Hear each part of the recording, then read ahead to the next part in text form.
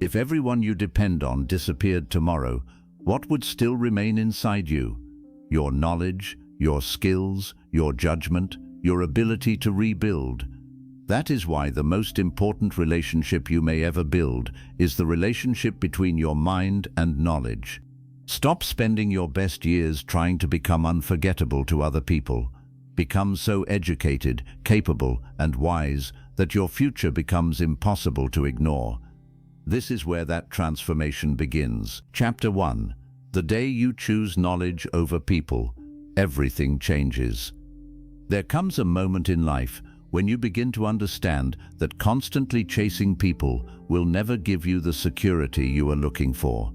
People change, feelings change, promises change, and even the strongest relationships can sometimes disappear without warning. But knowledge is different. What you truly learn becomes part of you. It changes the way you think, the way you make decisions, the way you solve problems, and the way you see the world. The day you stop making people the center of your life and start making growth the center of your life, everything begins to change. You stop wasting hours wondering who likes you, who is ignoring you, who is leaving, or who is thinking about you. Instead, you begin asking better questions. What can I learn today? Which skill can make my future stronger? What knowledge can protect me from making the same mistake again? These questions slowly move your attention away from emotional dependence and toward personal power. Choosing knowledge over people does not mean becoming cold or avoiding relationships. It means refusing to sacrifice your future just to keep someone comfortable in your present. It means understanding that the strongest relationships are built by people who already have direction, purpose, and self-respect. When you educate yourself, sharpen your thinking, and build valuable abilities, you become less desperate for approval because you finally know what you are capable of. People can encourage you, but knowledge can equip you. People can comfort you, but knowledge can show you how to rebuild. People may walk beside you for part of the journey, but what you learn can stay with you for life. That is why the day you choose knowledge over people is not the day you lose connection. It is the day you stop losing yourself. Chapter 2. Learn what most people realize only after wasting years. One of the most painful truths about life is that many people do not lack intelligence. They simply learn important lessons too late. They spend years chasing approval, protecting the wrong relationships, avoiding difficult decisions, and believing they have unlimited time. Then one day they look back and realize that the years they thought they were spending were actually the years that were building their future. This is why knowledge matters so much. It allows you to learn from mistakes without personally making every one of them. A good book can warn you about a trap before you fall into it. A wise idea can save you from years of confusion, and one powerful lesson can completely change the direction of your life. Most people eventually learn that time is more valuable than attention, discipline is more reliable than motivation, and the people you desperately want to impress are often thinking far less about you than you imagine. They learn that saying yes to everything creates resentment, ignoring your finances creates pressure, avoiding difficult conversations makes problems larger, and staying in the wrong environment can slowly destroy your ambition. The tragedy is not learning these truths. The tragedy is learning them after losing 10 or 20 years. You do not need to wait for pain to become your teacher. Study the experiences of people who have already lived through what you are facing. Read biographies, understand psychology, learn about money, study communication, observe human behavior, and pay attention to patterns. When someone older tells you about a mistake that cost them years, do not only hear the story, extract the lesson. When you fail, do not simply recover emotionally. Ask what the experience was trying to teach you. Wisdom is the ability to recognize consequences before they arrive. The earlier you learn what truly matters, the more years you have to use that knowledge. Your goal should not be to experience everything yourself. Your goal should be to understand enough that you can avoid unnecessary suffering, make stronger decisions, and reach important truths while you still have time to use them. Learn early what most people understand late, and you give yourself one of the greatest advantages a human being can have. More of your life lived with your eyes open. Chapter 3. Build a mind nobody can easily manipulate. The world becomes dangerous when you believe everything you hear without learning how to think for yourself. People will give you opinions about your career, relationships, money, dreams, and even your own worth, and many of them will speak with so much confidence that you may mistake confidence for truth. A strong mind does not automatically accept what is popular, emotional, or repeated by everyone. It pauses, questions, investigates, and looks for evidence. This is one of the greatest powers knowledge can give you, the ability to separate truth from influence. Manipulation becomes easier when you do not understand yourself. If you desperately need approval, someone can control you with rejection. If you fear loneliness, someone can control you by threatening to leave. If you know nothing about money, someone can sell you terrible financial advice. If you do not understand human behavior, charming words can make you ignore obvious warning signs. Knowledge removes these weaknesses one by one, because every important thing you understand becomes one less thing another person can use against you. Start training yourself to ask better questions. Why does this person want me to believe this? What facts support what they are saying? Does their behavior match their words? Am I making this decision because it is right, or because I am afraid of disappointing someone? These questions create distance between emotion and action, and inside that distance lives better judgment. Read widely, listen carefully, study psychology, understand persuasion, and expose yourself to different viewpoints. Do not only consume information that agrees with what you already believe. A powerful mind is willing to discover that it was wrong, because being corrected is more valuable than protecting your ego. The goal is not to become suspicious of everyone. The goal is to become difficult to deceive. When your mind is educated, calm, and independent, people can still offer advice, but they cannot easily control your decisions. They can speak, but you decide what deserves belief. They can pressure you, but you decide your direction. Build your mind until your choices come from understanding rather than fear, because the person who can think clearly for themselves is one of the hardest people in the world to control. Chapter 4. Study human nature before you trust anyone deeply. One of the most expensive mistakes you can make in life is trusting people only because they speak beautifully, treat you well in the beginning, or make you feel understood when you are emotionally vulnerable. Human beings are complicated. People can be kind and selfish, generous and insecure, loyal in one situation and unreliable in another.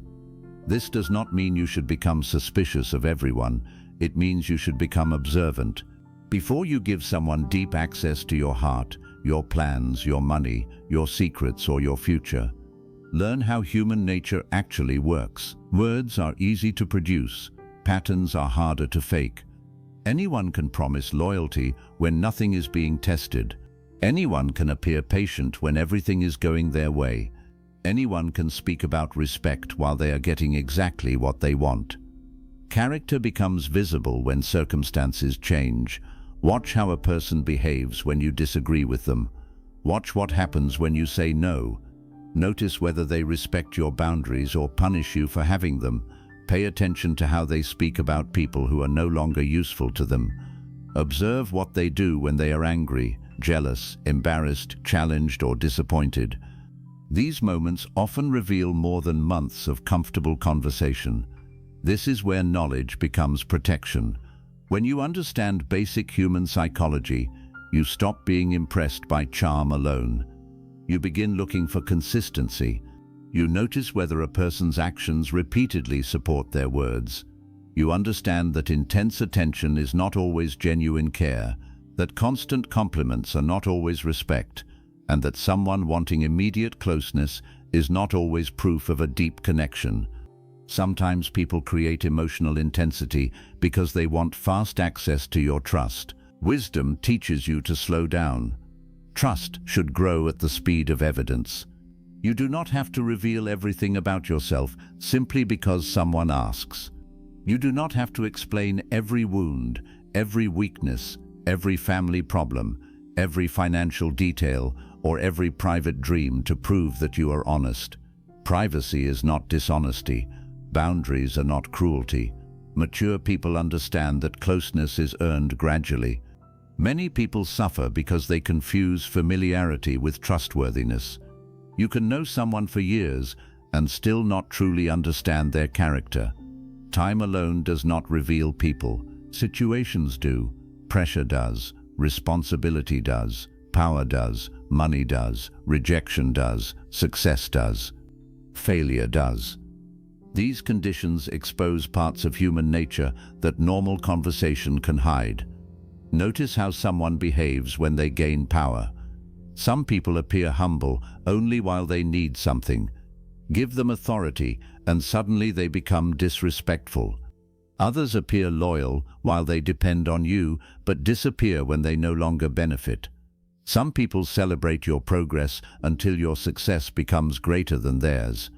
This is why you should not only listen to what people say about themselves, study what repeatedly happens around them. If someone claims that every former friend betrayed them, every relationship failed because of the other person, every employer was unfair, and every conflict was someone else's fault, pay attention. A person who never accepts responsibility often carries the same problems into every new relationship. Study how people handle mistakes. A healthy person can say, "I was wrong." They can apologize without turning the apology into an excuse. They can change behavior instead of only changing language. A manipulative person often does something very different. They may deny what happened, minimize your feelings, blame your reaction, or make you feel guilty for bringing the problem up. If you do not understand these patterns, you can spend years questioning yourself while someone else continues behaving badly. Knowledge helps you recognize these patterns earlier. Another important part of human nature is self-interest. Every person has needs, desires, fears, and motivations. That does not make people evil, it makes them human. But when you understand this, you stop assuming that everyone advising you is automatically thinking about what is best for you. Sometimes people give advice based on their own fears. Sometimes they discourage you because your ambition makes them uncomfortable. Sometimes they want you to stay the same because your growth could change the relationship. Learn to ask, what does this person gain if I follow their advice? You do not have to become cynical. You simply need to become aware. Also remember that people often reveal themselves through small behavior long before they reveal themselves through major betrayal. The person who repeatedly arrives late without caring about your time is showing you something. The person who shares other people's private information with you is showing you what they may eventually do with yours. The person who constantly makes jokes at your expense and calls you sensitive when you object is showing you something. Small patterns matter because big problems are often small patterns that were ignored for too long. Pay attention to how your body feels around certain people as well. Sometimes your mind tries to justify what your instincts are already noticing. You may feel tense, careful, confused, or emotionally drained after every interaction. Do not immediately assume that every uncomfortable feeling means another person is dangerous, but do investigate what is creating that feeling. Knowledge does not tell you to obey every emotion. It teaches you to examine emotions intelligently. You should also understand your own weaknesses because your weaknesses influence who you trust. If you are deeply lonely, attention can feel like love. If you struggle with self-worth, compliments can feel like proof of character. If you fear abandonment, you may tolerate behavior you would normally reject. If you desperately want something to work, you may ignore information that proves it is not working. Knowing human nature therefore begins with knowing yourself. Ask yourself what makes you easy to influence. Is it praise, sympathy, fear, attraction, guilt, the desire to rescue people, the need to be needed? The more clearly you understand your emotional triggers, the harder it becomes for someone else to use them against you. Trust should never require you to abandon judgment. You can love someone and still observe them carefully. You can care deeply while maintaining boundaries. You can forgive someone without immediately restoring the same level of access. Wisdom understands that forgiveness and trust are not identical. Forgiveness may be given freely for your own peace, but trust must usually be rebuilt through consistent behavior. Do not rush that process. The purpose of studying human nature is not to make you cold, it is to help you love with open eyes instead of closed ones. It allows you to recognize good people more clearly because you are no longer distracted by superficial qualities. You begin valuing consistency over charm, responsibility over promises, humility over performance, and character over chemistry. And something powerful happens when you learn this. You stop asking only, "Do they like me?" You begin asking, "Are they trustworthy?" You stop asking, "Do they make me feel special?" You begin asking, "Do their actions make me feel safe, respected, and clear?" You stop being fascinated by what people say they are going to do and start paying attention to what they repeatedly do. That shift can save you years. Before you trust anyone deeply, study human nature, study patterns, study behavior, study motives, study yourself. Give people enough time to reveal who they are without rushing to create the version of them you hope they will become. The wiser you become, the less likely you are to confuse attention with loyalty, intensity with love, promises with character, or closeness with trust. You do not need to fear people, you simply need to understand them. Because when knowledge guides your relationships, your heart can remain open without leaving your judgment unprotected. Chapter 5. Learn skills that can change your entire financial future. There is a powerful truth that many people understand only after years of financial struggle. Your income is not controlled only by how hard you work. It is also controlled by how useful your skills are, how difficult they are to replace, and how much value they can create for other people. You can work extremely hard and still remain financially stuck if your effort is connected to skills that the market does not reward highly. This is why one of the smartest things you can do for your future is stop thinking only about earning money and start thinking seriously about becoming more valuable.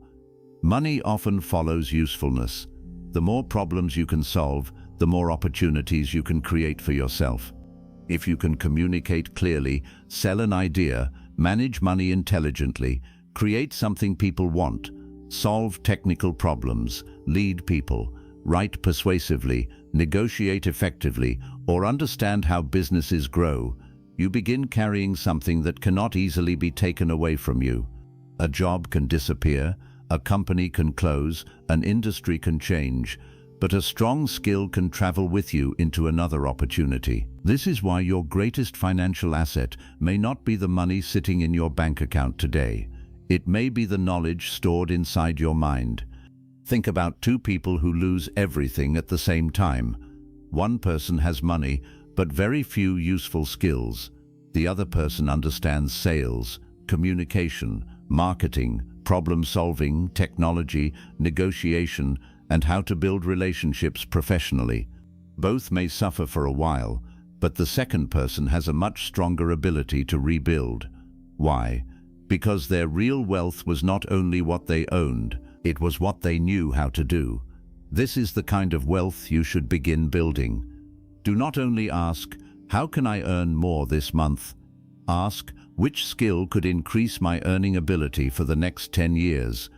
That question changes your thinking. It moves you away from chasing quick money and toward building long-term power. Many people spend years trying to save small amounts while ignoring the possibility of increasing their earning capacity. Saving is important. Managing money is important. But there is a limit to how much you can reduce your expenses. There is much more room to increase the value you can create. If your income is too small, cutting one more coffee or one more small purchase may help.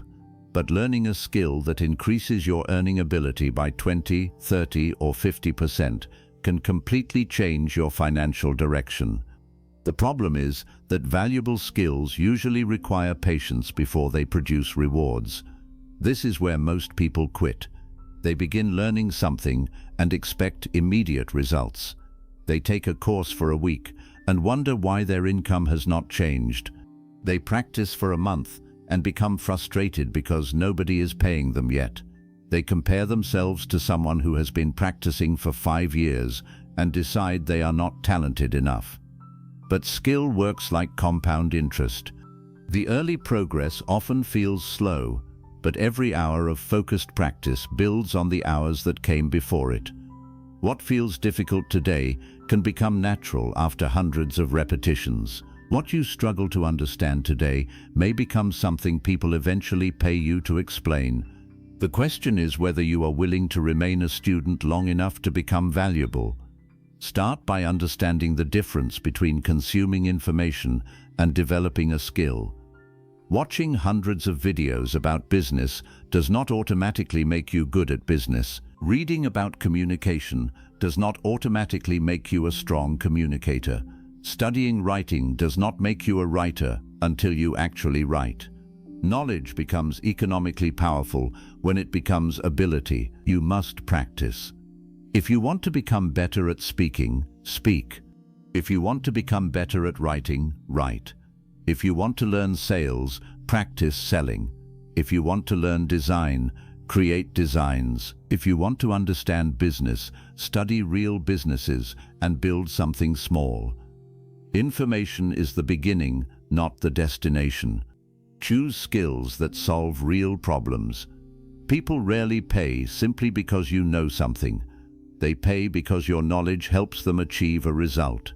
A business pays someone who can increase sales.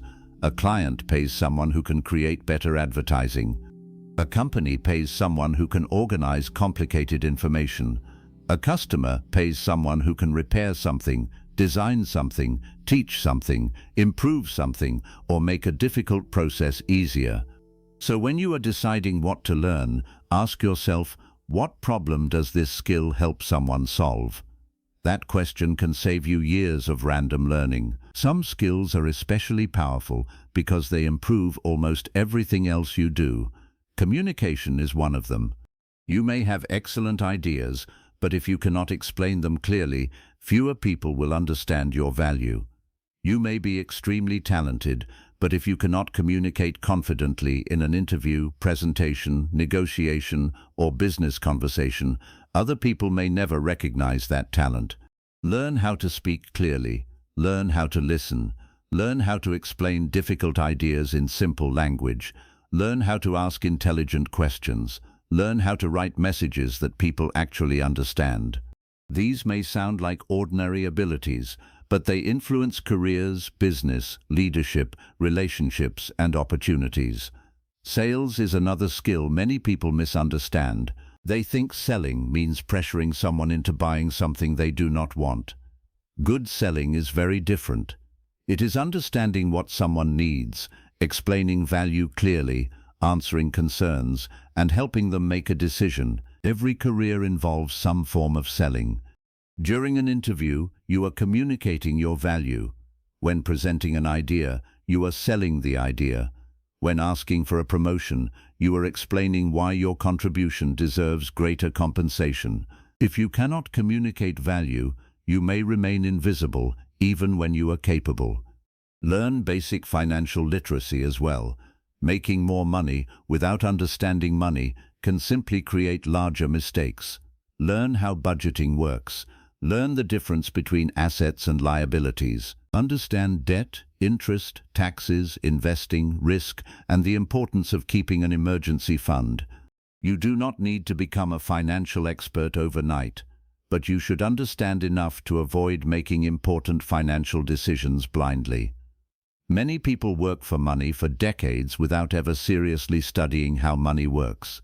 They understand their profession, but know almost nothing about what happens after the salary enters their account. Then they wonder why earning more never seems to create lasting security. Knowledge closes that gap. Another important ability is learning how to use technology instead of fearing it. The world changes quickly. Tools that did not exist a few years ago can now help people write, design, analyze information, automate tasks, communicate globally, and build businesses faster than ever before. You do not need to chase every new trend, but refusing to learn new tools can slowly make your existing skills less competitive. Stay curious. Ask what is changing in your industry. Learn which tools are becoming important. Learn how artificial intelligence, automation, digital platforms, and new systems are affecting the kind of work you do. Then position yourself early, instead of waiting until change forces you to react. Adaptability itself is a valuable skill. The person who says, "This is how I have always done it," can become trapped when the world changes. The person who says, "Teach me how this new thing works," remains dangerous in the best possible way. They can move, they can adjust, they can rebuild. You should also learn negotiation, because your financial future can be influenced by conversations you may have only a few times each year. A salary negotiation can affect thousands of future earnings. A business agreement can change the profit from months of work. A contract can either protect you or create years of problems, yet many people enter these conversations with no preparation. They are afraid to ask questions. They accept the first number. They confuse confidence with aggression. They fear that asking for fair value will make people dislike them. Study negotiation and you begin to understand that asking intelligently is not disrespectful. You learn how to research your value, communicate it clearly, understand the other side, and search for agreements that make sense for both people. One improved conversation can sometimes produce more financial benefit than months of small savings. Writing is another skill with extraordinary leverage. The internet runs on words.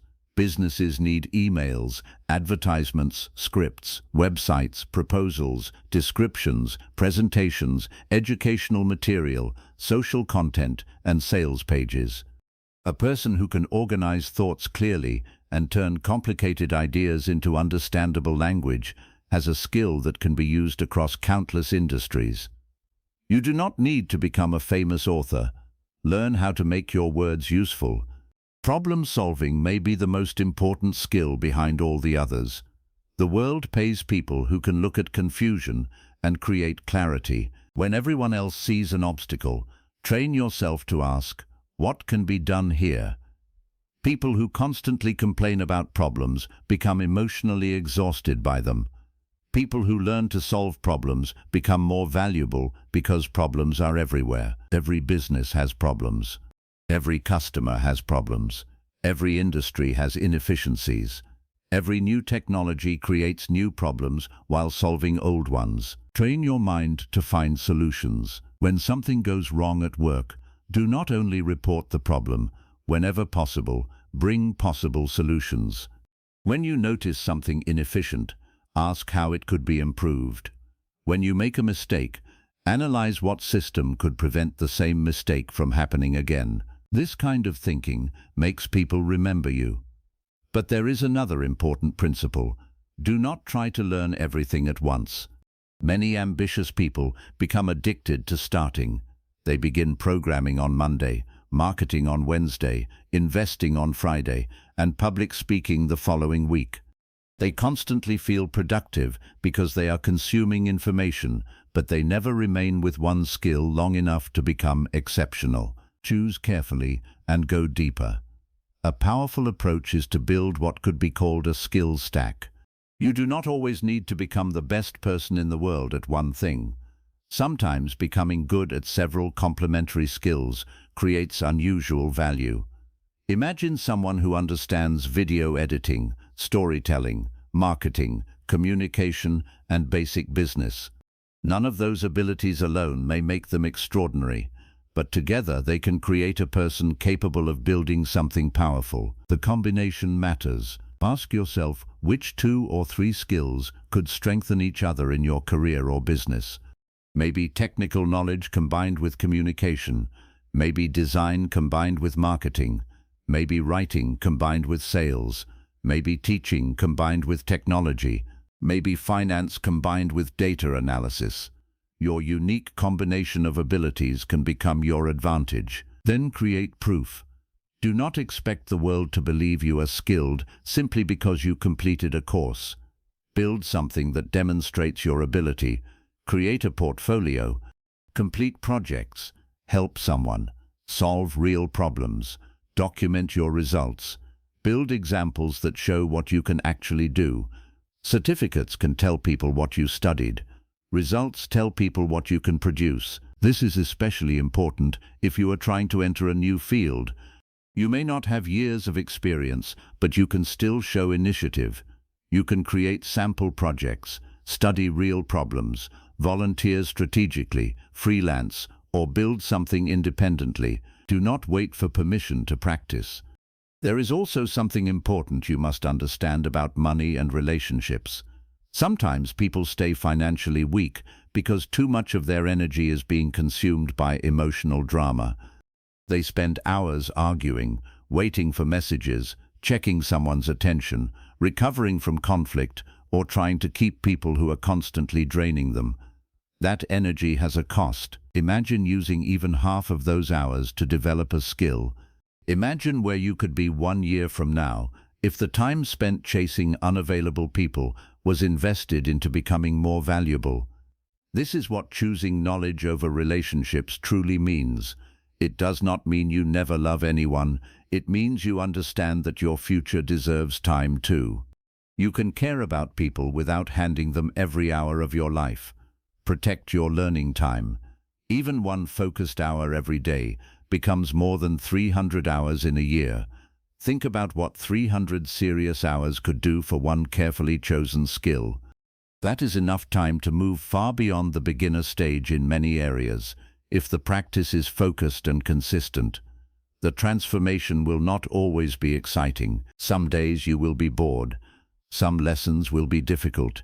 You will occasionally feel like you are not improving. Continue anyway. Financial freedom rarely begins with a dramatic moment. It often begins quietly when someone decides to spend evenings learning while everyone else is distracted. Nobody applauds those evenings. Nobody sees the mistakes. Nobody notices the hundreds of repetitions. Then one day the skill becomes valuable enough that opportunities begin appearing. People call it luck because they only see the opportunity. They do not see the preparation that made the person ready for it. Be that prepared person. Do not fear being a beginner. Every expert once looked confused while learning something simple. Embarrassment is temporary, but the cost of refusing to learn can last for decades. Ask questions. Take notes. Practice badly until you can practice well. Study people who are already excellent. Pay attention to the mistakes they warn you about. And most importantly, use what you learn. Your goal is not to become someone who knows impressive information. Your goal is to become someone who can produce valuable results. There may come a point in your life when circumstances become difficult. You may lose a job. Your industry may change. A business may fail. Someone you depended on may leave. During those moments, possessions matter, but your abilities matter even more.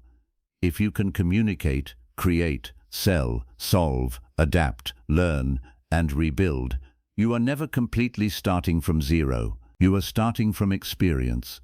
That is why skills are one of the safest investments you can make in yourself. They sit quietly inside you until life demands them. So look at your financial future differently from this moment forward. Stop waiting for someone to rescue you. Stop believing your current income must become your permanent income. Stop assuming that because you were not taught something earlier, you cannot learn it now. You can change your economic value by changing what you are capable of doing. Choose one valuable skill and begin. Study it deeply. Practice it consistently. Create evidence. Combine it with other useful abilities. Then keep learning even when you begin earning from it, because the world will continue changing. Your financial future is not determined only by what you possess today. It is shaped by what you are becoming capable of creating tomorrow. Build skills that give you options. Build knowledge that increases your independence. Become useful enough that opportunities can find you in more than one place. Money can be lost, but the person who knows how to create value can earn again. That is the kind of wealth worth building. Chapter 6. Use knowledge to escape the life you have outgrown. There comes a point in life when the world around you begins to feel too small for the person you are becoming. The same conversations no longer excite you, the same habits begin to feel empty, and the same environment that once felt comfortable starts feeling like a cage. This is not always because the people around you are bad or because your current life is completely wrong. Sometimes it simply means you have grown beyond the version of yourself that created it, and when that happens, one of the most dangerous things you can do is remain loyal to a life that no longer fits you, simply because it is familiar. Familiarity can be powerful. It can keep you in jobs you have stopped learning from, relationships that constantly drain you, routines that keep you small, and places that no longer support your ambition. The mind often prefers a painful certainty over an uncertain possibility, because at least the known feels safe. You may know that something needs to change, but you keep delaying because change creates questions. What if I fail? What if people do not understand? What if I lose what I already have? What if the next chapter is harder than this one? These questions are normal, but they can become dangerous when fear becomes the person making every decision for you. Knowledge changes that. Knowledge turns vague fear into specific understanding. Instead of saying, "I hate my job, but I have no options," you begin studying what other skills could create options. Instead of saying, "I cannot change my life," you begin researching how people with similar circumstances changed theirs. Instead of saying, "I do not know what to do," you start learning enough to see choices that were invisible before. This is one of the greatest powers of education.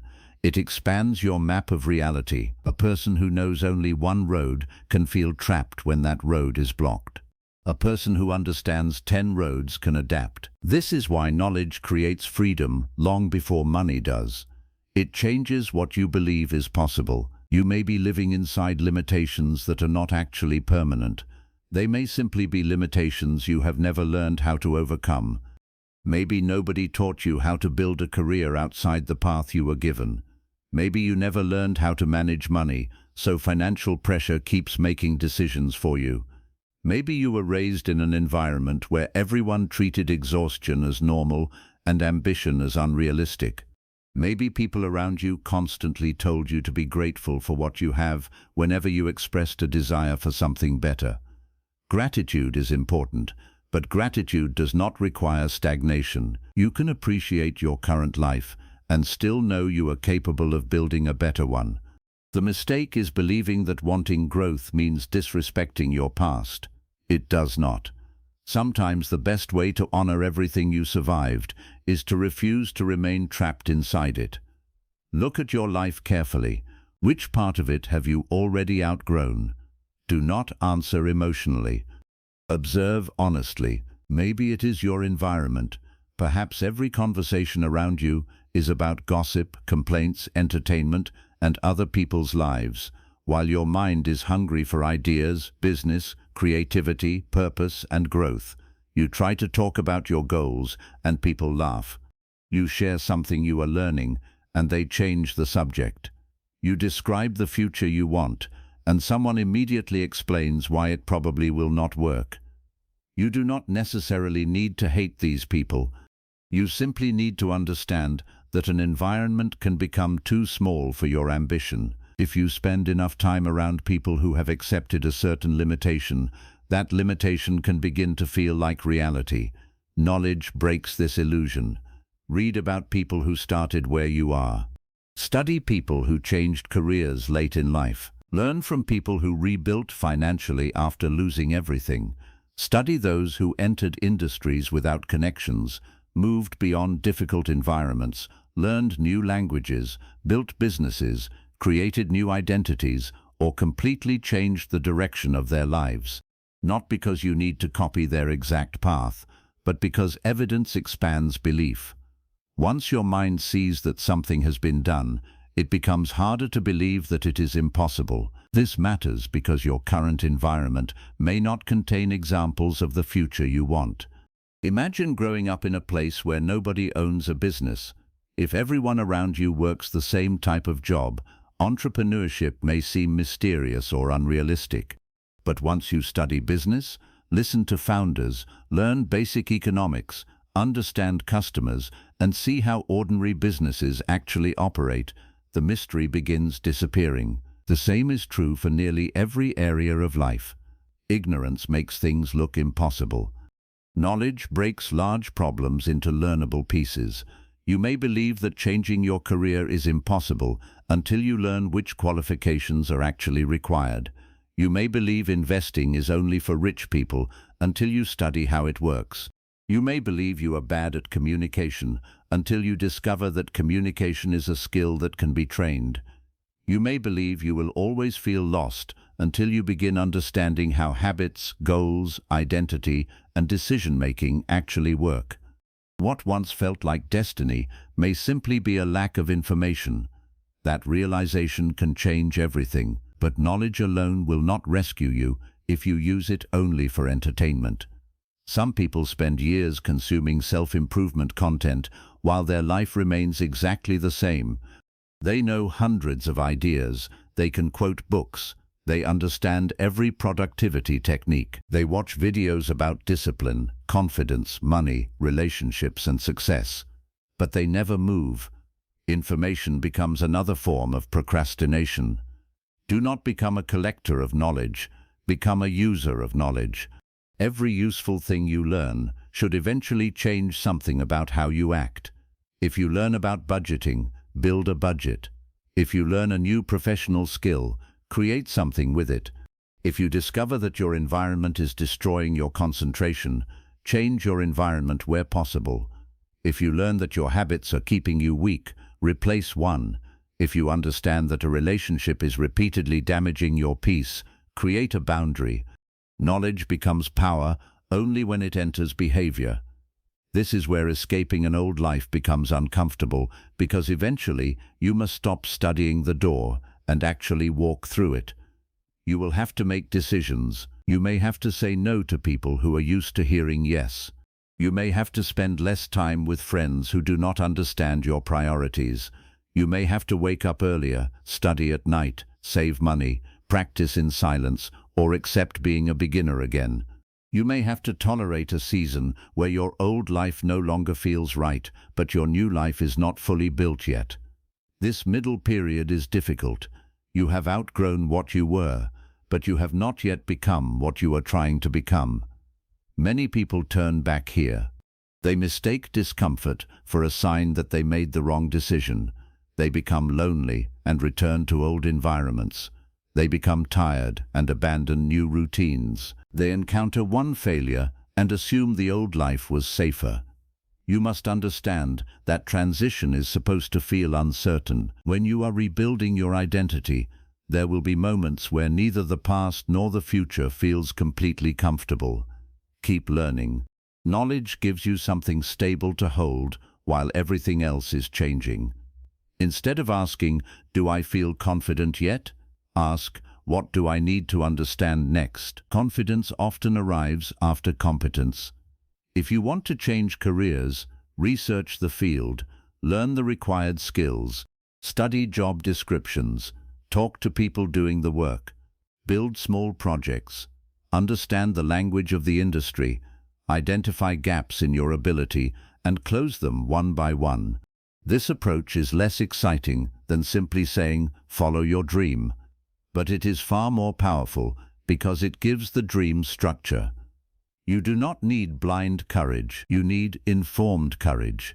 There is a difference. Blind courage jumps without understanding. Informed courage studies the risk, prepares intelligently, and then moves, even though fear remains. Knowledge will not remove uncertainty, but it can reduce unnecessary uncertainty. That matters. Suppose you want to leave a job you hate. Quitting tomorrow with no savings, no plan, and no useful alternative may create a different kind of prison. Instead, knowledge helps you build a bridge. You can study a new skill while still employed, create savings, build professional connections, test opportunities, and understand the market before making the jump. That is how knowledge creates an exit. The same principle applies to financial situations. If you feel trapped by money, panic will not help you. Learn the numbers. Understand where your money goes. Learn how debt works. Study how to increase income. Learn what expenses are necessary and what habits are damaging you. Research realistic opportunities instead of chasing promises of instant wealth. Clarity creates movement. Vagueness creates fear. Many people remain trapped because they refuse to look directly at their situation. They know something is wrong, but they do not want to see the numbers, the patterns, the mistakes, or the choices required. Knowledge demands honesty. You cannot improve what you refuse to understand. This is why growth sometimes hurts before it frees you. Learning can reveal how much time you wasted. It can show you that someone you trusted was repeatedly disrespecting you. It can reveal that your financial habits were creating your own stress. It can make you realize that the career you spent years building is not the career you want for the next 20 years. It can expose uncomfortable truths. Do not run from them. An uncomfortable truth can become the beginning of a better life. A comfortable lie can keep you trapped for decades. You should also understand that not everyone will celebrate your escape from an old identity. People become comfortable with the version of you they know. If you were always available, they may dislike your new boundaries. If you were always the person who doubted yourself, your confidence may make them uncomfortable. If you always followed the group, independent decisions may look like arrogance to people who benefited from your obedience. If you always accepted less, your new standards may be called unrealistic. Do not automatically assume criticism means you are wrong. Ask whether the criticism contains useful information. If it does, learn from it. If it does not, do not let it become a command. Growth often changes relationships because growth changes what you tolerate, what you discuss, and how you use your time. This can feel lonely, but do not confuse losing compatibility with losing your worth. Sometimes you are not losing people because you became worse. You are simply becoming less available for the version of life that connected you. That is not always a tragedy. Some relationships belong to a season. Some environments were classrooms, not permanent homes. Some jobs were stepping stones. Some struggles taught you what you needed to learn. You can appreciate what something gave you without remaining there forever. This is maturity. You do not have to destroy the past to move beyond it. You simply stop asking it for permission. A powerful way to begin escaping a life you have outgrown is to create a personal curriculum. Ask yourself what your next life requires you to know, not what looks impressive, not what everyone else is studying. What do you need? If you want financial independence, study income, budgeting, investing, negotiation, and valuable skills. If you want a stronger career, study your industry, communication, technology, leadership, and problem solving. If you want healthier relationships, study boundaries, attachment, emotional regulation, communication, and human behavior. If you want to build something of your own, study customers, marketing, sales, operations, and basic finance. If you want more discipline, study habit formation, environment design, attention, and your own patterns. Build your education around your desired future. This is far more powerful than random consumption. Your life gives you questions. Knowledge helps you find answers. Turn your problems into a syllabus. If you are constantly broke, that is a subject to study. If you are constantly distracted, study attention. If you repeatedly choose unhealthy relationships, study your patterns. If you feel unable to speak confidently, study communication. If you constantly abandon goals, study behavior and consistency. Do not only suffer from a problem, become curious about it. Curiosity changes your relationship with difficulty. Instead of thinking, "Why does this always happen to me?" you begin asking, "How does this work? And what do I need to understand so I can change it?" That is a far more powerful question. The moment you become a student of your own problems, they begin losing some of their power over you. Another important step is changing what enters your mind every day. Your mind becomes shaped by repeated exposure. If you spend hours consuming outrage, gossip, fear, comparison, and meaningless entertainment, your attention becomes trained toward noise. Then you wonder why deep work feels impossible. If you want to build a different life, feed your mind information that belongs to that life. Listen to people who understand the skills you want. Read books related to your problems. Study ideas that challenge you. Follow sources that make you think instead of only react. This does not mean every moment must become productive. Rest matters. Entertainment has a place. But if the majority of your mental diet has nothing to do with where you want to go, your future will struggle to compete with your distractions. Protect your attention, because attention becomes knowledge, knowledge becomes decisions, decisions become habits, and habits eventually become a life. Look closely at that chain. What you repeatedly pay attention to today may quietly become your reality tomorrow. This is why changing your inputs can change your direction. You should also build evidence that you are becoming someone new. Do not depend only on motivation. Create proof. Finish the course. Save the first amount of money. Build the first project. Read the first 10 books. Send the application. Attend the workshop. Have the difficult conversation. Complete 30 days of practice. Evidence changes identity. When you repeatedly prove to yourself that you can learn, adapt, and follow through, you stop seeing yourself as someone trapped. You begin seeing yourself as someone capable of rebuilding. That identity is powerful. The person who believes, "This is simply who I am," rarely changes. The person who believes, "This is what I currently know, and I can learn more," has room to grow. Never confuse your current skill level with your permanent identity. You are not bad with money. Maybe you have not learned money management yet. You are not bad at speaking. Maybe you have not practiced communication enough. You are not business-minded. Maybe business is still unfamiliar. You are not too old to learn. Your brain may learn differently than it did when you were younger, but human beings remain capable of growth far longer than many people assume. Language matters because identity can become a prison. Be careful what you repeatedly call yourself. Knowledge gives you a new language. Instead of "I cannot," you begin saying, "I do not know how yet." That single word, "yet," creates possibility. There will still be risks. Do not misunderstand this chapter as a promise that learning guarantees perfect outcomes. It does not. You can study carefully and still make mistakes. You can prepare and still fail. You can choose intelligently and still encounter circumstances you could not predict. But the purpose of knowledge is not to guarantee that nothing goes wrong. It is to increase your ability to respond when something does. An educated, adaptable person can take a setback and turn it into information. What failed? Why? What can be changed? What did I underestimate? What skill am I missing? What assumption was wrong? This is how intelligent people turn failure into tuition.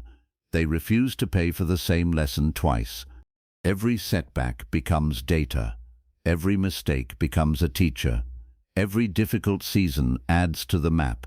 This mindset makes you difficult to permanently defeat because even when life pushes you backward, you return with more understanding than before. That is how you escape an old life.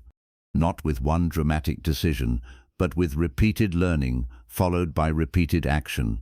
You learn, you adjust, you build, you fail, you study the failure, you improve, you move again. Month after month, the gap between your old identity and your new one becomes larger.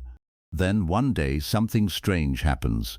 You look around and realize you are living inside circumstances that once seemed unreachable.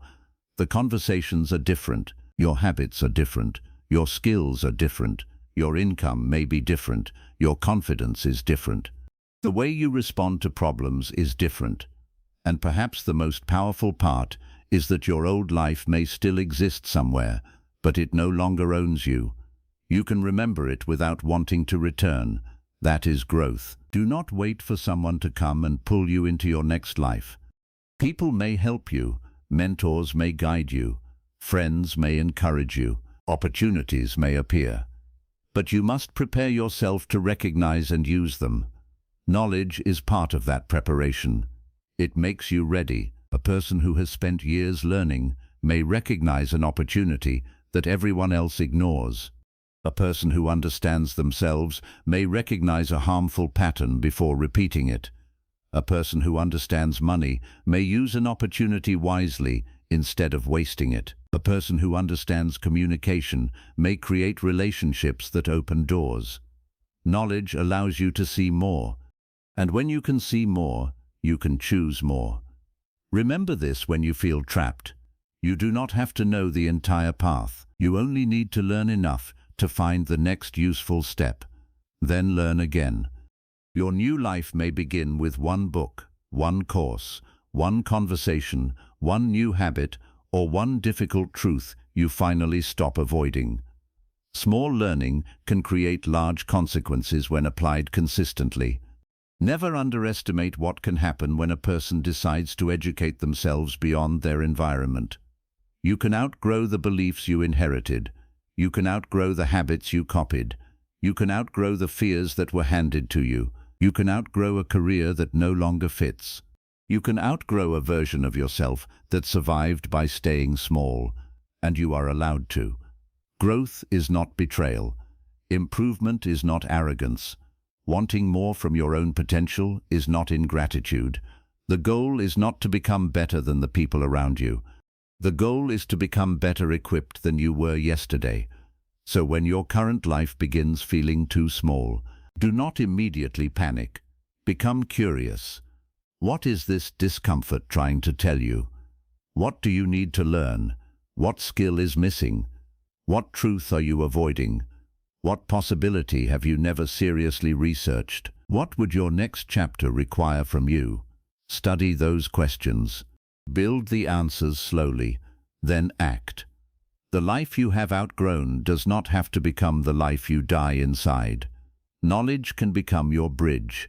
Use it to expand your options, strengthen your decisions, and build enough ability that you are no longer forced to remain where you no longer belong. You do not escape your old life by hating it. You escape it by becoming too informed, too capable, and too prepared to remain trapped inside it. Learn until you can see a door. Prepare until you can open it. Then have the courage to walk through. Chapter 7. Stop chasing people and become someone people respect. There is a point in life when you have to ask yourself a difficult question. How much of your energy is being spent trying to be wanted by people who are not helping you become the person you want to be? Many people never ask this question. They spend years chasing attention, approval, invitations, messages, friendships, relationships, and validation, believing that being chosen by others will finally make them feel valuable. But the more desperately you chase people, the easier it becomes to lose your own direction. You begin adjusting your personality to keep someone interested. You become afraid to say what you really think. You tolerate behavior you would normally reject. You delay your goals because someone else wants more of your time. Slowly, without realizing it, your life becomes organized around being accepted rather than becoming respected. Respect begins where chasing ends. When you stop begging for attention, something inside you becomes quieter. You no longer feel the same need to convince people to stay, reply, understand, support, or approve. Instead, you begin putting your energy into becoming someone whose life has substance. You read more, you learn more, you build skills, you take care of your body, you improve your communication, you strengthen your finances, you develop standards, you create routines that make your life move forward whether someone is watching or not. This changes the way people experience you. A person who is constantly chasing approval feels uncertain because their confidence depends on the reaction they receive. A person who has direction feels different. They are not arrogant, they are grounded. They have something to do, something to learn, something to build, and something to protect. Their time has value because their life has structure. This is one of the reasons knowledge matters so much. Knowledge gives you a center. When you have no purpose, people easily become your purpose. When you have no goals, relationships easily become your entire emotional world. When you have nothing meaningful to work toward, every message feels important because there is nothing stronger competing for your attention. But the moment you become committed to growth, your priorities begin changing. You can still love people deeply. You can still enjoy friendship, family, romance, and companionship. But you no longer need another person to give your day meaning. You already have something meaningful to return to. This makes your relationships healthier because you stop entering them from desperation. Desperation creates terrible decisions. When you desperately need someone to stay, you ignore warning signs. When you desperately need to belong, you laugh at disrespect because you are afraid of becoming an outsider. When you desperately need attention, you accept inconsistent behavior because some attention feels better than none. When you desperately want approval, you hide the parts of yourself that may create disagreement. And every time you do this, you teach people something about you. You teach them that your standards can be negotiated if they threaten your belonging. Respect works differently. Respect grows when your actions communicate that you value yourself enough to protect your time, dignity, promises, and direction. That does not mean becoming rude. It does not mean acting unavailable to create mystery. It does not mean ignoring people so they chase you instead. Those are games, and games are still forms of chasing because your behavior is still designed around another person's reaction. Real self-respect is quieter. It means you do not repeatedly call someone who keeps showing you they are not interested. You do not spend weeks trying to prove your worth to someone committed to misunderstanding you.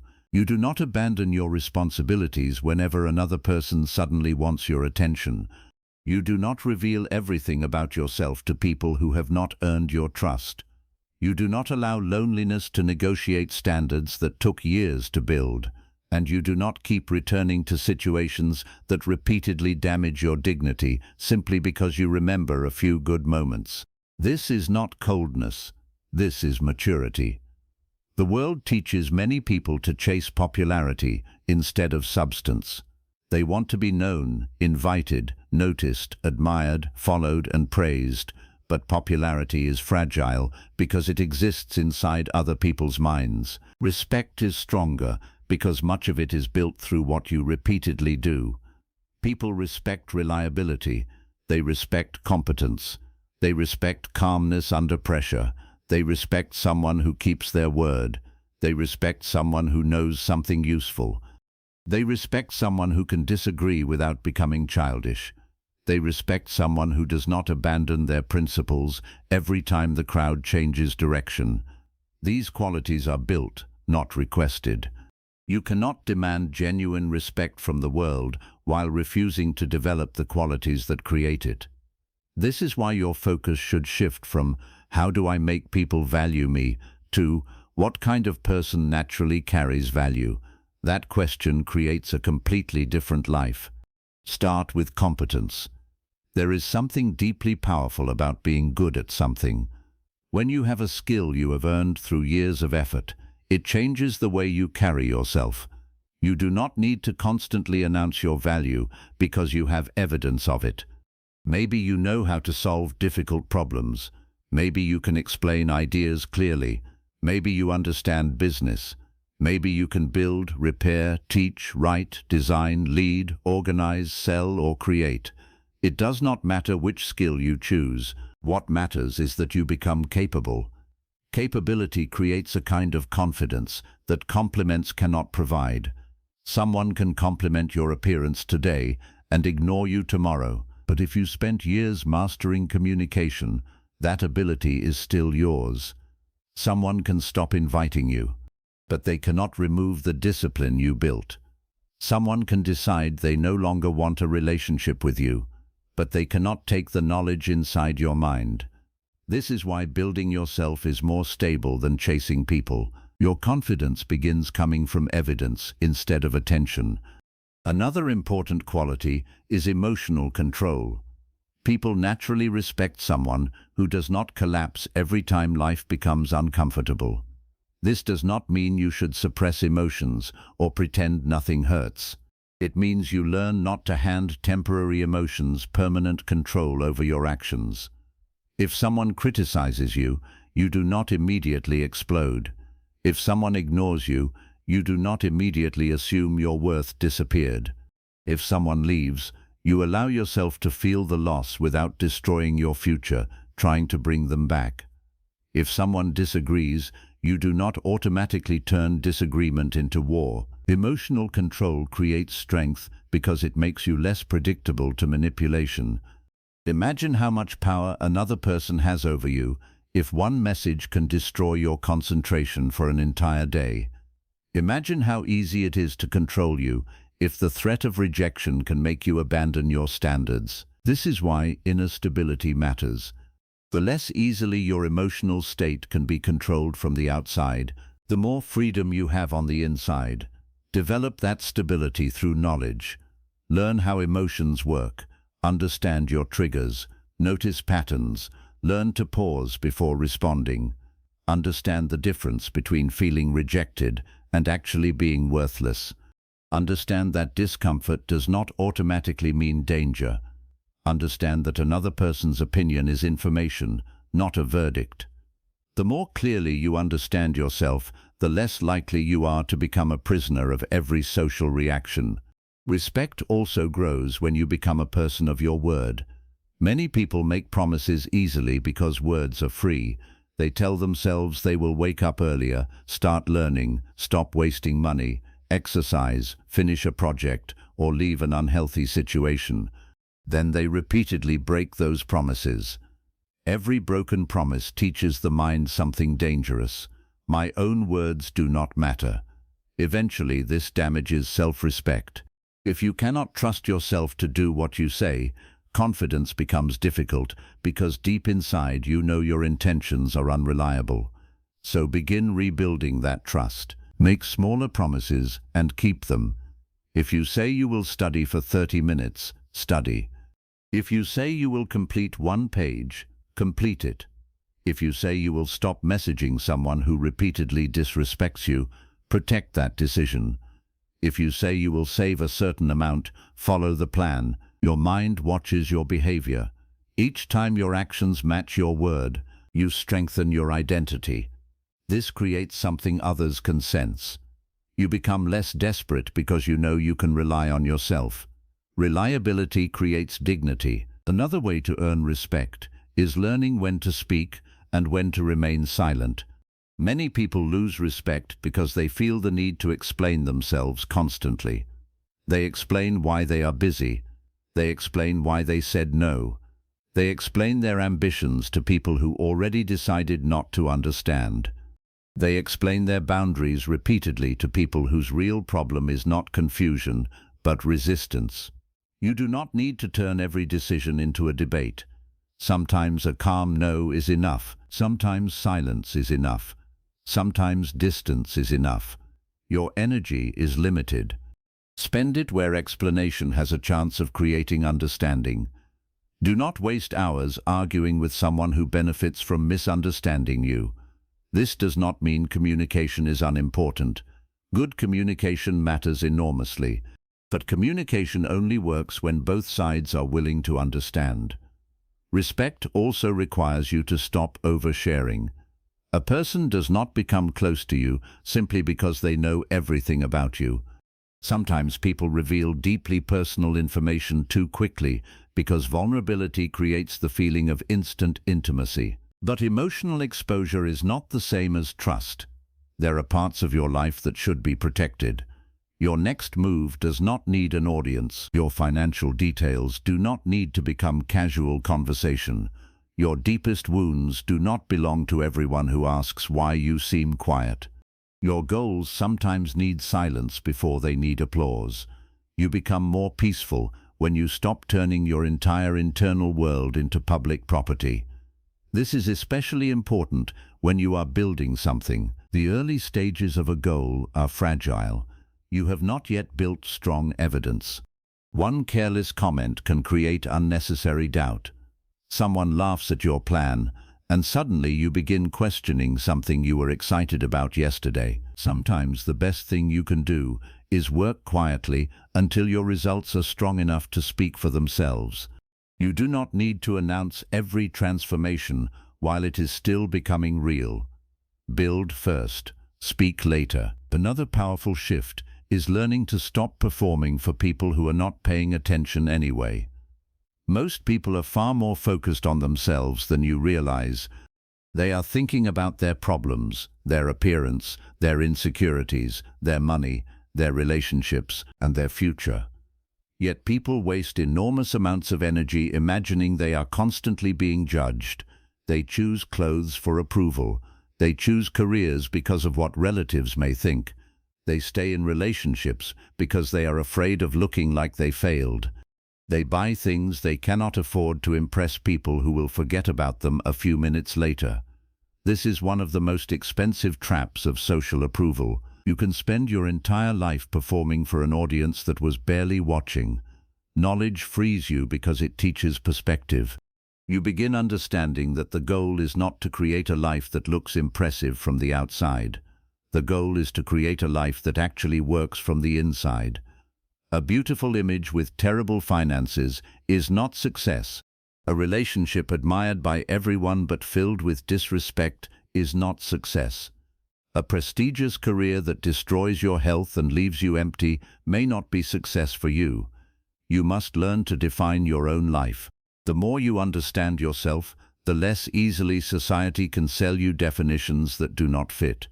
This is where respect becomes internal before it becomes external. You must respect your own life enough to stop building it for strangers. Ask what actually matters to you. Freedom, peace, learning, family, impact, mastery, financial independence, creativity, meaningful work? Your answer may be different from someone else's. That is allowed. You do not need every person to understand the life you are building. You need enough understanding to build it intentionally. This is also why chasing relationships can become so damaging when it replaces self-development. Imagine spending 3 years trying to make one person choose you. 3 years checking messages, thinking about what they meant, replaying conversations, changing yourself, waiting, hoping, and recovering from disappointment.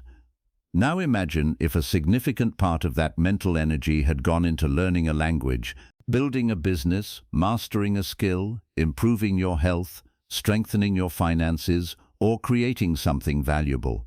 You might still have experienced heartbreak, but you would also have something powerful to show for those years. Time does not return because your feelings were sincere. This is one of the hardest truths to accept. Love can be genuine and still be badly timed. Care can be real and still be misplaced. You can deeply want someone and still need to choose your future. This is what maturity looks like. It understands that feelings deserve acknowledgement, but they do not automatically deserve control. Sometimes the most respectful thing you can do for yourself is stop chasing an outcome that another person has repeatedly refused to give you. You cannot negotiate someone into genuine desire. You cannot force consistency out of someone who prefers convenience. You cannot build a healthy relationship alone. You cannot make another person respect boundaries they are committed to crossing. Recognizing this is not failure, it is information. Use that information. Redirect your energy. The hardest part is often the empty space that appears when you stop chasing. Suddenly you have evenings with no messages. You have weekends with no plans. You have emotional space that used to be occupied by constant thinking about another person. At first, this emptiness may feel unbearable, but this is exactly where you can rebuild. Do not immediately fill the silence with another person. Learn to sit inside it. Ask what the silence can teach you. Maybe you never developed hobbies because relationships consumed your attention. Maybe you do not know what you enjoy when nobody else is choosing the activity. Maybe your identity has become so connected to being needed that being alone feels like being invisible. This is where knowledge can help you rediscover yourself. Read, study, exercise, create, explore, take a class. Learn something you always postponed. Build a routine that gives your day structure. Spend time with people who encourage growth rather than endless emotional drama. Your life should contain enough meaning that someone's absence creates sadness, not total collapse. That is a powerful standard. You want relationships that add to your life, not relationships that become your entire reason for living. There is also a social truth many people do not want to admit. People often treat you according to what you consistently accept. If you repeatedly answer messages from someone who disappears for weeks and returns whenever convenient, that becomes the pattern. If you constantly cancel your plans whenever someone suddenly wants to meet, they learn that your schedule is less important than theirs. If you tolerate disrespect because you fear conflict, disrespect becomes easier to repeat. This does not mean every bad behavior is your responsibility. Other people are responsible for their choices, but you are responsible for your response. Boundaries teach people what access to you requires. This is why respect often increases when availability becomes intentional. You do not need to respond immediately to everything. You do not need to attend every event. You do not need to solve every person's crisis. You do not need to become everyone's emotional support while your own life is falling behind. Being kind does not require being endlessly accessible. Learn the difference. Otherwise, generous people can become exhausted because everyone benefits from their kindness except them. Respect your energy enough to protect some of it for your own future. Another quality that creates respect is being willing to walk away when necessary. Walking away is difficult because it creates uncertainty. You know the pain you currently have, but you do not know what will replace it. This is why people stay in bad environments. They fear the unknown more than they dislike the familiar. But sometimes your willingness to walk away is the only thing protecting your standards. If someone knows you will remain no matter how they behave, your boundaries become suggestions. This is true in relationships, friendships, business, and professional life. You should not threaten to leave every time something goes wrong. That creates instability. But you should know your limits. Know what behavior you are willing to discuss. Know what behavior requires distance. Know what repeatedly crossing the same boundary means. Clarity prevents you from making major decisions in the middle of emotional chaos. Decide your standards before they are tested. This is another place where knowledge is powerful. Study healthy relationships. Learn what respect actually looks like. Understand communication, accountability, and boundaries. If your only model for relationships is what you happen to witness growing up, you may normalize things that should never have become normal. Education gives you alternative models. It shows you that calm communication exists. It shows you that people can disagree without humiliation. It shows you that love does not require constant confusion. It shows you that closeness does not require losing your independence. The more you understand healthy connection, the less impressive unhealthy intensity becomes. You stop mistaking chaos for passion. You stop mistaking jealousy for care. You stop mistaking control for protection. You stop mistaking constant emotional highs and lows for deep love. Healthy relationships can feel almost boring to someone accustomed to chaos because stability does not create the same adrenaline. Learn this before you sabotage peace because it feels unfamiliar. Becoming respected also means learning to accept that not everyone will like you. This can be difficult for good-hearted people. They believe that if they are kind enough, helpful enough, patient enough, and understanding enough, everyone will eventually appreciate them. That is not how life works. You can be respectful and still be disliked. You can have good intentions and still be misunderstood.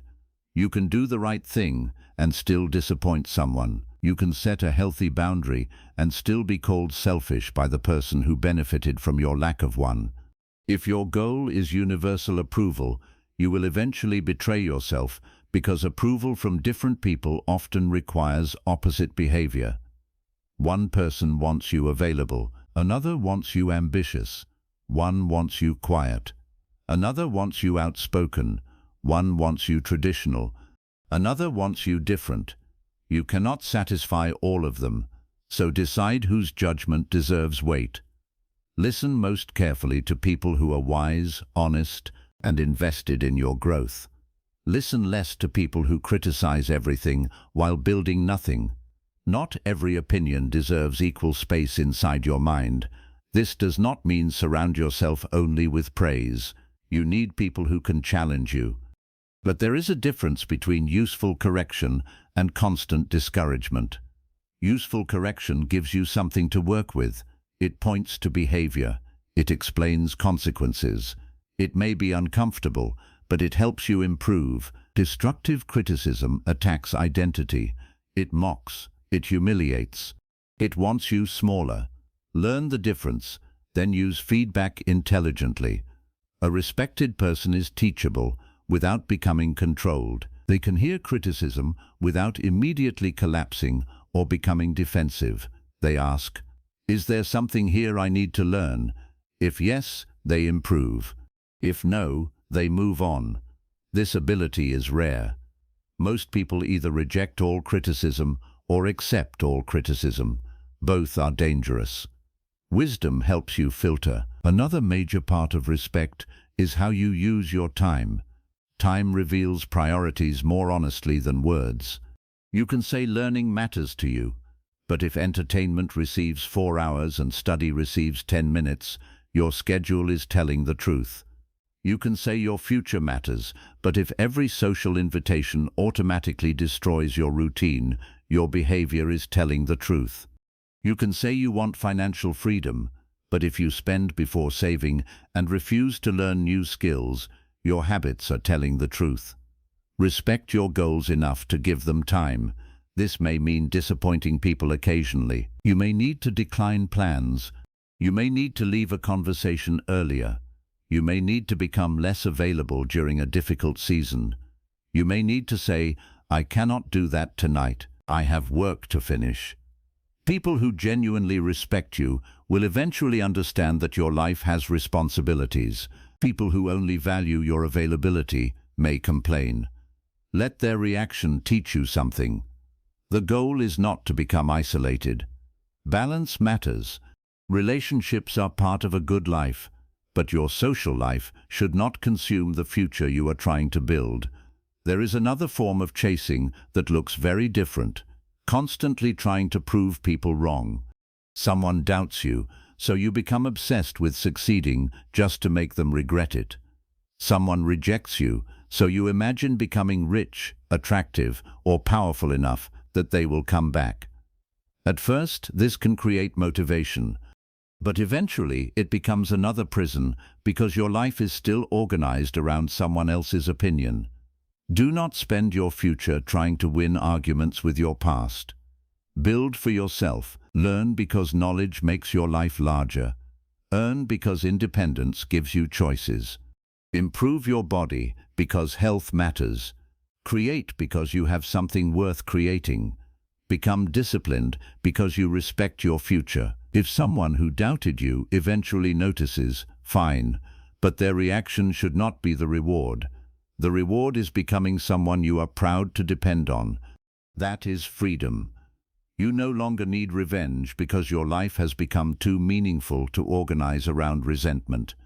One of the most attractive qualities in any human being is having a life that is actually alive, a curious mind, interesting work, real interests, strong values, good health, meaningful friendships, personal goals, something they care about beyond romantic attention. People are naturally drawn to those who carry substance because substance creates energy, but do not build substance merely to attract people. Build it because an empty life becomes vulnerable to unhealthy attachments. When you have nothing else, one person easily becomes everything. When your life contains purpose, relationships return to their proper place. They become part of the story, not the entire story. This allows you to love more freely because you are not asking another human being to carry the impossible responsibility of giving you identity, purpose, confidence, entertainment, healing, validation, and direction all at once. No relationship can carry that weight forever. Become responsible for your own development. That is one of the greatest gifts you can bring into any relationship. You are no longer asking, "Please complete me." You are saying, "I have been building a meaningful life. Let us see whether our lives can grow well together." That is a healthier foundation. People may still leave, relationships may still fail. Nothing removes all risk, but if you have built yourself, loss will hurt without completely erasing you. You still have your mind, your skills, your routines, your purpose, your ability to learn, your ability to rebuild.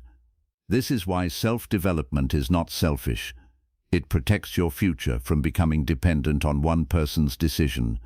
And strangely, the less desperately you chase people, the better your relationships often become. You communicate more clearly because you are not terrified of losing them. You set boundaries earlier. You choose people based on compatibility rather than loneliness. You can appreciate someone without idealizing them. You can give love without abandoning your identity. You can walk away when necessary because you know life continues. This creates respect on both sides.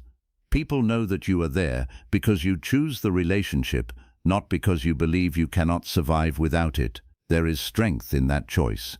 But remember, becoming respected does not mean becoming emotionally unavailable.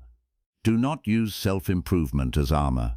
Some people are hurt and decide they will never need anyone again. They become proud of their distance. They confuse isolation with strength. That is not the goal. The goal is not needing everyone. It is knowing how to choose the right people without losing yourself. Strength means you can connect without clinging. You can love without surrendering your judgment. You can support someone without becoming responsible for their entire life. You can be vulnerable with trustworthy people without giving everyone access. You can receive help without becoming helpless. That balance is wisdom. As you develop it, your entire social world may change. Some people may drift away because the old version of you was easier to access. Others may respect you more because your boundaries become clear.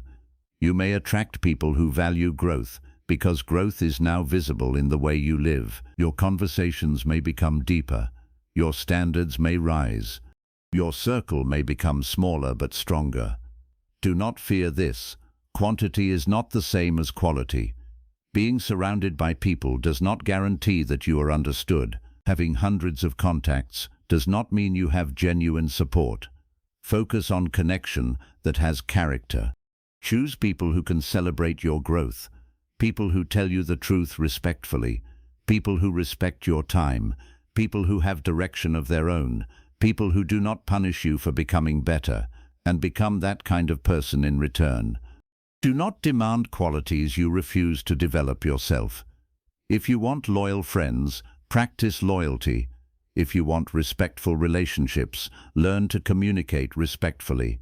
If you want people who keep promises, keep yours. If you want people with ambition, build your own. If you want emotionally mature people, strengthen your emotional maturity. Become compatible with the quality you say you want. This is much more powerful than endlessly complaining that good people do not exist. Become someone good people would also value. That is where knowledge, discipline, and self-respect meet. You study yourself. You correct yourself. You build yourself. Then your standards stop being fantasy because you have done the work to embody them. This may take years. That is fine. You are building a life, not creating a performance. Do not rush the process because someone else seems ahead socially. Do not compare your quiet season to another person's highlight. Sometimes the season where nobody is paying much attention to you is exactly the season you need. There is less pressure, less distraction, more space to learn, more time to build. Use it. The day may come when people begin noticing the person you have become. They may notice your confidence, your calmness, your competence, your discipline, your ability to speak clearly, your standards, your direction. And some people who once ignored you may suddenly become interested. Do not become bitter, but do not forget what the quiet years taught you. Attention is not proof of value. You had value before they noticed. Their attention simply changed. This understanding keeps you humble and protected. You no longer become drunk on approval because you know how temporary it can be. You appreciate respect, but you do not depend on it for survival. That is the final shift. You stop building yourself so people will respect you. You build yourself until you respect yourself. External respect becomes a consequence, not the mission. And this matters because there will always be someone who does not understand you, someone who criticizes you, someone who chooses another person, someone who fails to recognize what you bring. If your self-worth depends entirely on external respect, one person can still destroy your peace.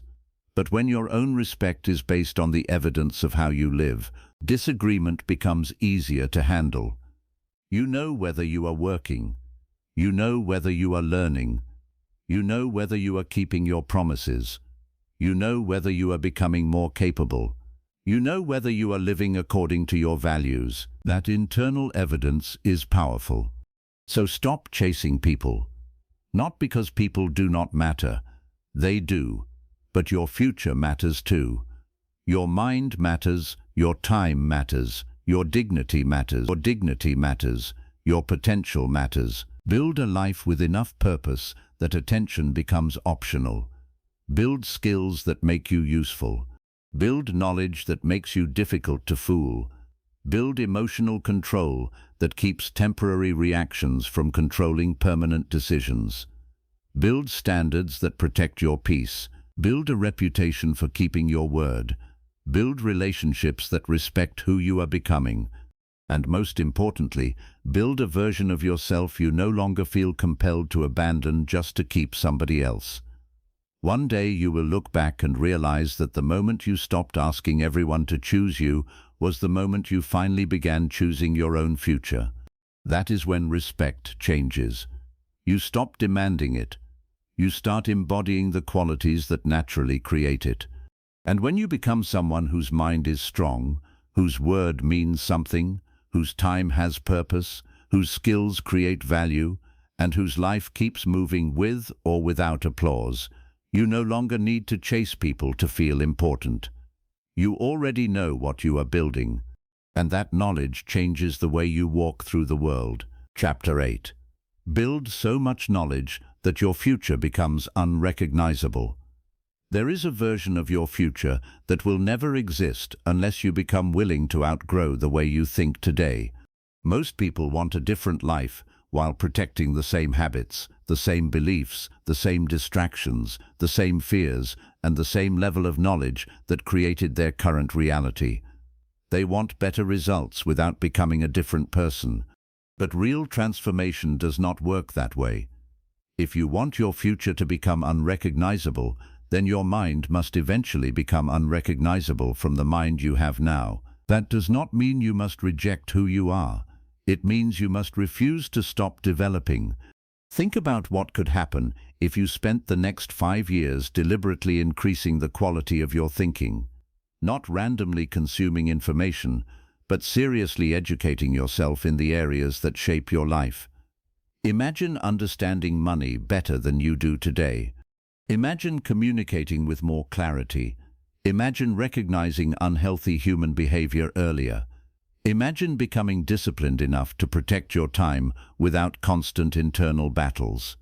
Imagine possessing skills that create income in more than one way. Imagine understanding your own psychology so deeply that old emotional patterns no longer control your decisions. That future may look like luck to someone who did not watch you build it, but you will know better. You will know that it began with knowledge. Every powerful transformation begins when a person becomes dissatisfied with ignorance. At some point, you must stop saying, "This is just how life is," and start asking, "What do I not understand yet?" That question can open doors. Maybe you struggle financially because there are things about money you have never learned. Maybe you repeatedly enter painful relationships because there are patterns in human behavior you do not yet recognize. Maybe you lack confidence because you have spent years depending on approval instead of building competence. Maybe you feel stuck professionally because your current skill set belongs to yesterday's opportunities. Maybe you keep losing focus because nobody ever taught you how attention works. The purpose of knowledge is not to make you feel intelligent. It is to reveal where your life can improve. Once you understand this, learning becomes personal. You stop reading merely to finish books. You read to solve problems. You stop watching educational material only to feel productive. You study because there is something in your future that requires a stronger version of you. This creates a different kind of hunger. When knowledge becomes connected to your freedom, learning stops feeling like punishment. You begin seeing every useful idea as a tool. A book may contain the sentence that changes how you handle money. A conversation may reveal the reason you keep repeating a certain mistake. A course may teach you the skill that becomes the foundation of your next career. A biography may show you how someone survived the kind of failure you currently fear. One idea can change a decision. One decision can change a direction. A direction followed long enough can change an entire life. This is why you must take your education seriously, even after school ends. Formal education often gives you foundations, but life will continue giving you problems that require new understanding. Nobody graduates from the need to learn. The world keeps changing. Technology changes. Industries change. Markets change. Relationships change. Your body changes. Your responsibilities change. The person who stops learning begins becoming less prepared for a world that refuses to remain still. Do not make that mistake. Become the kind of person who remains teachable. The moment you believe you already know enough, growth becomes difficult. You should be confident in what you know while remaining humble about how much you do not know. That combination is powerful. Confidence gives you the courage to act. Humility gives you the ability to improve. Without confidence, you hesitate forever. Without humility, you repeat mistakes because your ego refuses correction. Build both. The future belongs to people who can learn, unlearn, and relearn. There will be beliefs you currently hold that will eventually need to be replaced. This is normal. Growth often means discovering that something you once believed strongly was incomplete, outdated, or simply wrong. Do not be embarrassed by this. Becoming wiser requires allowing new evidence to change you. A weak mind protects every old belief because admitting error feels painful. A strong mind values truth more than pride. You should want your future self to disagree with parts of your current thinking. That would mean you learned something. If 10 years pass and your understanding of money, relationships, discipline, communication, health, work, and human nature has not changed at all, then what exactly were those years teaching you? You are supposed to evolve. Your mind should carry evidence of the life you have lived. Every year should leave you with better questions, better judgment, stronger filters, more useful abilities, greater awareness of consequences. Do not merely become older, become harder to fool, harder to distract, harder to manipulate, harder to discourage, harder to financially trap, harder to emotionally control. That is what applied knowledge can do. One of the first things you should build is a system for learning. Do not depend on occasional motivation. Create a life where education has a permanent place. Maybe you read every morning before your phone takes control of your attention. Maybe you study for an hour every evening. Maybe you listen to useful material while traveling. Maybe you choose one serious subject every few months and study it deeply. The exact system matters less than consistency. A small amount of focused learning repeated for years becomes enormous. Suppose you read only 20 pages a day. That does not sound impressive. But over 1 year, that becomes thousands of pages. Over 5 years, it becomes dozens of serious books. If those books are chosen carefully and applied intelligently, you will not think the same way after 5 years. You cannot. The mind changes according to what it repeatedly encounters. But be selective. More information is not always better information. We live in an age where your greatest problem may not be lack of access. It may be excess. Thousands of opinions are available instantly. Everyone has advice. Everyone has a strategy. Everyone has something to sell. This means one of the most important modern skills is learning how to filter. Ask who is speaking. What have they actually done? What evidence supports the idea? Are they explaining reality or selling emotion? Does this advice apply to your circumstances? What might they be leaving out? You do not need to become suspicious of everything. You simply need standards for what enters your mind. Mental consumption works like food. If you consume whatever appears in front of you, the quality of your mind becomes shaped by accident. Choose your inputs. Read authors who force you to think. Listen to people who have genuine experience. Study ideas you disagree with. When doing so, can sharpen your understanding. Return to important books instead of constantly chasing novelty. Some knowledge should not merely be encountered once. It should be revisited until it becomes part of your thinking. There are books you may read at 20 and understand differently at 30 because you changed. The words stayed the same. You became capable of seeing more inside them. This is another beautiful thing about knowledge. Your ability to receive it improves as you grow. A lesson that once sounded ordinary can become profound when life gives you the experience required to understand it. So remain curious. Do not become the person who says, "I already know that." Ask instead, "Am I actually living it?" There is an enormous difference between knowing an idea and embodying it. Most people know they should save money. Knowing is easy. Doing it consistently is different. Most people know exercise matters. Knowing is easy. Creating a lifestyle around health is different.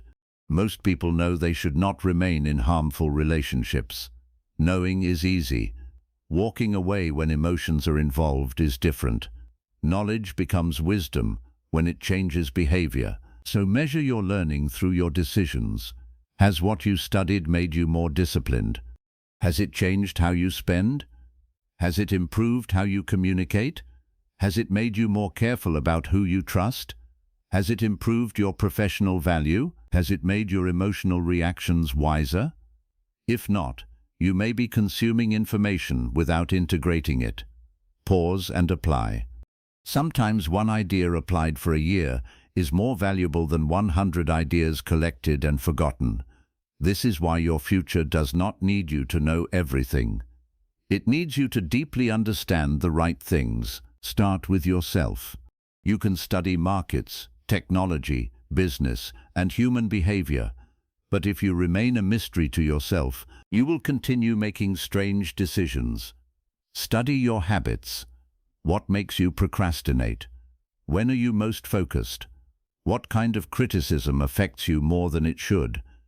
Why do certain people have unusual power over your emotions? What situations repeatedly make you abandon your standards? What excuses appear every time you are close to meaningful progress? You are a subject worth studying. Self-knowledge is not endless self-analysis, it is practical. You are trying to understand the machinery behind your own behavior so you can operate it more intelligently. Most people fight themselves without understanding themselves. They call themselves lazy when the real problem may be poor environment design. They call themselves weak when the real problem may be years of reinforcing the wrong habit. They believe they lack motivation when they may actually lack clarity. Once you understand the problem accurately, your solutions improve. Knowledge creates precision, and precision saves time. Imagine spending 10 years trying to solve the wrong problem. It happens constantly. Someone thinks they need more confidence when they actually need more competence. Someone thinks they need more money when they actually need better money management. Someone thinks they need a new relationship when they actually need to learn how to tolerate being alone. Someone thinks they need motivation when they actually need discipline. Someone thinks they need a new opportunity when they have not prepared themselves for the opportunities already available. Learning helps you name the real problem, and when you can name something accurately, it becomes easier to work on. Your future will also be shaped by the questions you learn to ask. Weak questions create weak answers. Why am I unlucky? Gives your mind very little to work with. What choices contributed to this situation, and what can I change? Creates possibilities. Why does nobody respect me? May turn you into a victim. What behaviors am I accepting, and where do I need stronger boundaries? Creates responsibility. Why am I always broke? Creates frustration. What do I need to understand about earning, spending, saving, and investing? Creates a curriculum. Better questions turn pain into information. This is one of the signs that knowledge is changing you. You become less interested in emotional explanations that make you feel powerless and more interested in practical explanations that give you choices. Not everything is under your control. Life contains randomness. Other people make decisions. Bad things sometimes happen without your permission. Wisdom does not deny this, but knowledge trains you to ask, what remains within my control now? That question can rebuild a life. Your circumstances may change suddenly. A job can disappear. A relationship can end. A plan can fail. A business can collapse. A person you trusted can disappoint you. When these things happen, the future of your life depends partly on what resources exist inside you. Can you think clearly under pressure? Can you learn fast? Can you solve problems? Can you regulate your emotions? Can you communicate? Can you rebuild financially? Can you separate temporary pain from permanent decisions? These are internal assets. Nobody sees them in a bank account, but they have enormous value. Build them. You want to become someone whose mind remains useful even when circumstances become difficult. This is one of the strongest definitions of education. Education should make you more capable of facing reality, not escaping reality, facing it. You should understand more, see patterns earlier, make decisions with greater awareness, recover more intelligently. The world does not become less difficult merely because you are educated. You become better equipped to handle difficulty. That is a much stronger promise. You should also learn the difference between knowledge that entertains you and knowledge that compounds. Some information feels exciting for 5 minutes and leaves no lasting effect. Other knowledge becomes more valuable the longer you carry it. Communication compounds. Financial literacy compounds. Writing compounds. Understanding human psychology compounds. Knowing how to learn compounds. Critical thinking compounds. The ability to sell compounds. Emotional intelligence compounds. Health knowledge compounds. Time management compounds. These areas influence thousands of decisions that makes them valuable. When deciding what to study, ask whether this information could improve many future decisions. If yes, give it serious attention. This is how you build intellectual leverage. One principle changes hundreds of choices. For example, understanding compound interest may change the way you think about saving for decades. Understanding opportunity cost may change how you spend time. Understanding incentives may change how you interpret behavior. Understanding confirmation bias may change how you consume information. Understanding boundaries may change multiple relationships. Knowledge becomes powerful when one lesson protects you repeatedly. Build a library of such lessons. Not only a physical library, a mental one. Principles you can return to, questions you can use, frameworks that help you think. This is how your future becomes more intelligent. Another major transformation happens when you stop needing constant certainty before moving. Beginners often believe knowledgeable people have all the answers. They do not. Wise people simply become better at making decisions with incomplete information. They know how to research. They know which risks matter. They know what they do not know. They understand probabilities instead of demanding guarantees. This is important because life rarely gives guarantees. If you wait until every uncertainty disappears, you will remain still. Knowledge should not make you afraid of action. It should make your action smarter. Study, prepare, then move. You will learn things through action that no book can teach. Experience is also knowledge. In fact, some of your greatest lessons will arrive through mistakes. Do not waste them. When something fails, resist the temptation to turn immediately to shame. Analyze. What happened? Which assumption was wrong? What signal did I ignore? What was outside my control? What was inside my control? What will I do differently next time? This turns failure into information. The mistake still hurts, but at least it pays you back in understanding. People who refuse reflection suffer repeatedly from the same lesson. They change jobs, but repeat the same habits. They enter new relationships, but choose the same patterns. They start new businesses, but carry the same financial ignorance. They change locations without changing themselves. Do not merely change circumstances. Upgrade the person entering the new circumstances. Otherwise, the old life may rebuild itself around you. This is one of the most important truths in personal transformation. Your environment matters, but you carry yourself into every environment. If you do not educate your judgment, you can escape one bad situation and create another. That is why internal growth must accompany external change. As your knowledge grows, your standards may change. This is natural. You may become less impressed by things that once attracted you. You may stop admiring people only because they are popular. You may stop assuming wealth automatically means wisdom. You may stop thinking confidence means competence. You may stop equating emotional intensity with healthy love. You begin looking beneath appearances. This can make your life quieter. You stop chasing what looks good and start choosing what works. You choose people with character. You choose work with long-term value. You choose habits that support your future. You choose information that improves your decisions. You become less easily seduced by the immediate. This is maturity. Most bad decisions offer something attractive now and hide the cost until later. Knowledge teaches you to see delayed consequences. The expensive purchase offers pleasure now and financial pressure later. The unhealthy relationship offers attention now and confusion later. The ignored health problem offers convenience now and greater difficulty later. The skipped learning offers comfort now and fewer opportunities later. The disciplined person learns to reverse this pattern. They accept some difficulty now to purchase freedom later.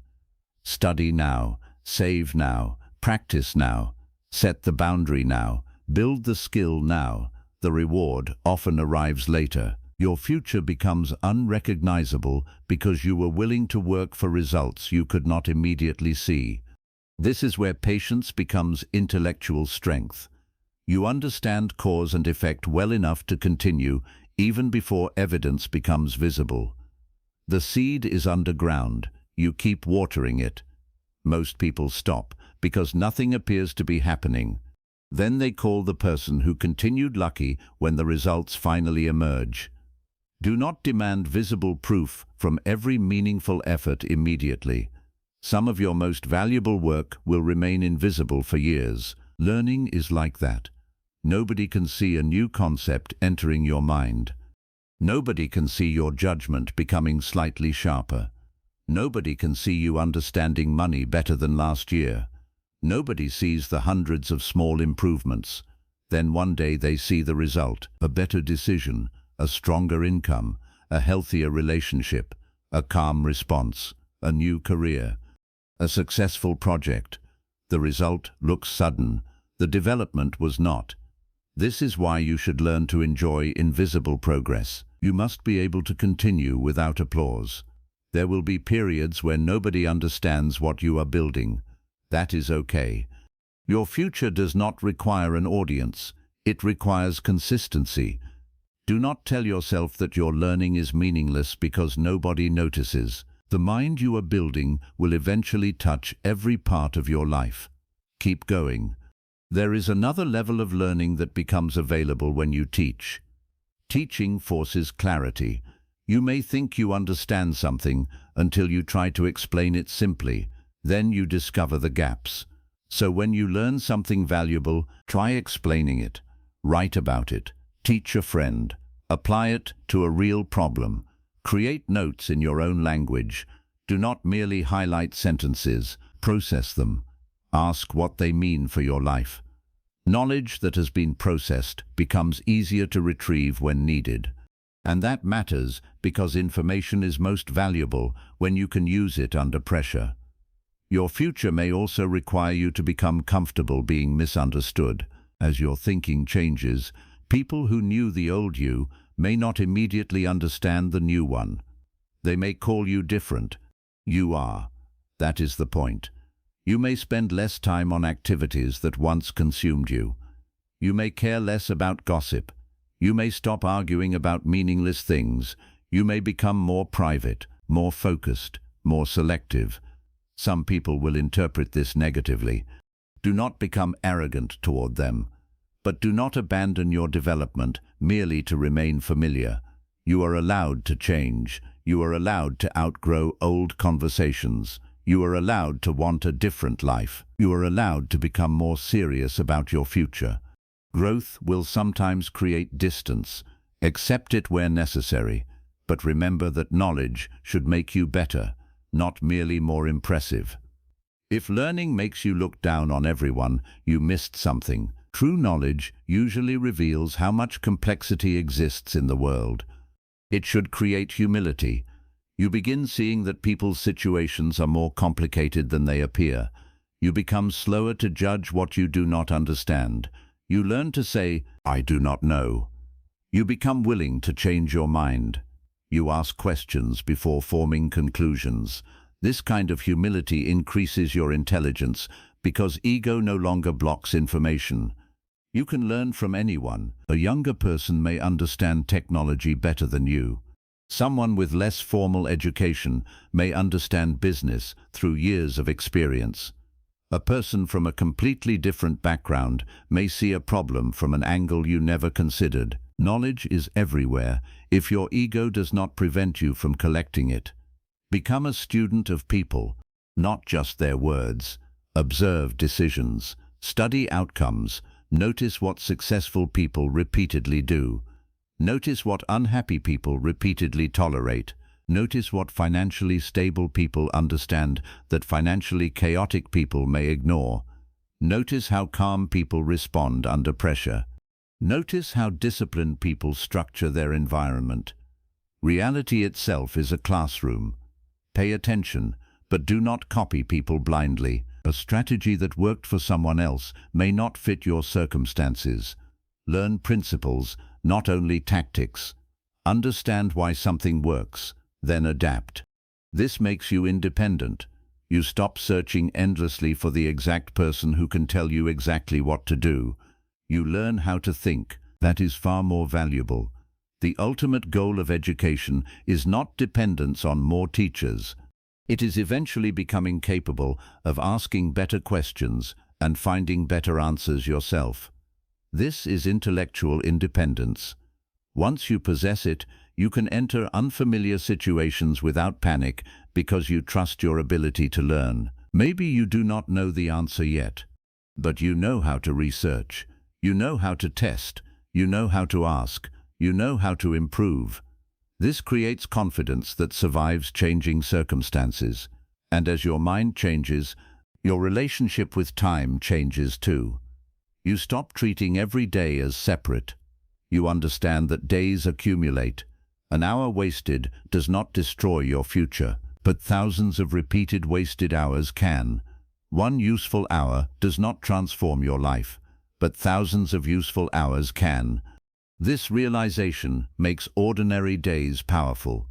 You stop waiting for one dramatic moment. You understand that the future is being assembled quietly. Today matters because it joins yesterday and tomorrow. Read 10 pages. Practice the skill. Save the money. Have the difficult conversation. Review the mistake. Write the idea. Small actions look insignificant when isolated. Combined over years, they can make your old life almost impossible to recognize. Do not underestimate accumulation. Your future is mostly accumulation. Accumulated knowledge, accumulated habits, accumulated relationships, accumulated financial decisions, accumulated health choices, accumulated courage, accumulated avoidance. Everything is building something. Ask yourself what your current patterns are building. If you repeat your current average week for the next 5 years, where will you be? Do not answer with hope. Answer with evidence. Same habits, same direction. If you do not like where the pattern leads, change the pattern. Knowledge helps you do that before the future arrives. This is foresight. You are learning to see tomorrow inside today. A powerful life is often built by people who take future consequences seriously before they become urgent. They study before the exam. They save before the emergency. They build skills before the job changes. They care for health before illness forces attention. They strengthen relationships before damage becomes severe. They learn early. That is the advantage. You do not need to predict every event. You simply prepare yourself so that more versions of the future become survivable. This is why knowledge creates options. Options are freedom. If you have one skill, one source of income, one person you depend on emotionally, one possible career, and no savings, life has many ways to corner you. As your knowledge increases, you build alternatives, different skills, different opportunities, different ways of solving problems, different ways of earning, different people to learn from, different perspectives. You become less trapped by any single outcome. This is powerful. Your future becomes bigger because your mind contains more roots. Do not confuse this with endless backup planning caused by fear. The goal is not to avoid commitment. The goal is capability. Commit deeply while knowing you can adapt if reality changes. That is resilience. By this point, you should understand why choosing knowledge over relationships was never about rejecting people. It was about refusing to make another human being your only source of direction, security, identity, and growth. Relationships matter. Good people can make life beautiful. Mentors can accelerate your learning. Friends can support your growth. A loving partner can become one of the strongest parts of your life. But even the best relationships become healthier when you enter them as a developing, capable individual. Knowledge helps you choose wisely. It helps you communicate. It helps you set boundaries. It helps you manage money. It helps you understand yourself. It helps you recognize character. It allows you to contribute instead of only depend. Choosing knowledge ultimately improves your relationships because you stop asking people to rescue you from the responsibility of building yourself. You become a stronger person to stand beside. That is the deeper transformation. You stop searching for someone who can give you a future. You begin building one. And as you build, you become more selective about who gets to enter it. Not because you believe you are superior, because you understand the cost of allowing the wrong influences into a carefully built life. Your environment matters. Your friendships matter. Your partner matters. The people closest to you influence what feels normal. So choose people who respect learning, people who can discuss ideas, people who are not threatened by growth, people who can admit mistakes, people who want your future to expand, and be that person for them. A powerful circle is not built only by finding good people. It is built by becoming someone capable of contributing to a good circle. Keep learning, keep growing, keep improving what you bring. You may eventually reach goals that currently seem enormous. Maybe you will earn an amount of money you cannot imagine today. Maybe you will enter rooms that currently feel unreachable. Maybe you will become skilled enough that people begin seeking your advice. Maybe you will build something that changes your family's future. When that happens, do not stop learning. Success creates its own form of ignorance. You can begin assuming that because one method worked before, it will always work. You can become surrounded by people afraid to challenge you.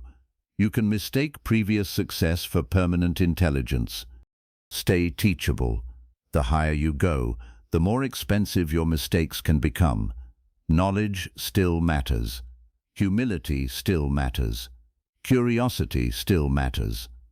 The student mindset should survive success. In fact, protect it more carefully when life begins going well. It is easy to learn when you feel behind. It is harder to remain a student when people begin praising you. Do not let compliments freeze your growth. You are never finished. There is always another layer, another skill, another perspective, another mistake to understand, another assumption to question. Your future should keep surprising the person you used to be. Imagine meeting yourself from 10 years ago. What would that person think of your current life?